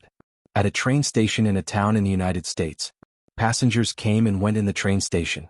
Eric wore a hat and a mask and walked out of the station with his luggage. At this moment, a middle-aged woman blocked his way. The middle-aged woman was expressionless and said mechanically, Eric, running away won't solve the problem. Eric's pupils contracted violently and he blurted out, Charles? Yes. The middle-aged woman nodded. You are the one who has been running away. I have never run away. Eric snorted and walked around the middle-aged woman with his luggage. Since you have recovered your ability, we can use each other's methods to solve the Sentinel's problem. The middle-aged woman's hazy eyes regained clarity. She frowned and did not know why she stood there for a while. A teenager passed by Eric and said inexplicably, Eric, your way won't work. It's better than you staying where you are. Eric continued to walk out. A man walked towards him and accidentally bumped into Eric. While apologizing, he continued the unfinished topic. I have seen a corner of the doomsday future. Mutants must live in peace with ordinary people. Because what you see is a future of failure. Eric pushed the man away and walked out of the train station through the fake ID. Ex-basement. Charles sighed helplessly. He didn't listen to my advice. However, he had already expected that Eric was such a person. Even if the whole world was his enemy, he would stubbornly do what he thought was right. Azo asked curiously, Professor, can you find the young master? Charles was silent for a moment and said, In theory, I can because his will is too dazzling. Even if I don't deliberately look for him, I will inadvertently see him. But I can't see him now. There is an unknown and chaotic telepathic field around him that blocks my telepathy. Hank understood. It's the little girl he brought. She can actually interfere with you in this state? Yes. Charles nodded. You're tuning in to the Han Lee's Wuxia Chronicles YouTube channel. We're so grateful for your support, and don't forget to subscribe to join us on this incredible journey through captivating stories. Your generosity through donations truly makes a world of difference, as it's the primary source of revenue that allows me to expand and enhance this channel for you. Thank you from the bottom of my heart for being a part of this adventure.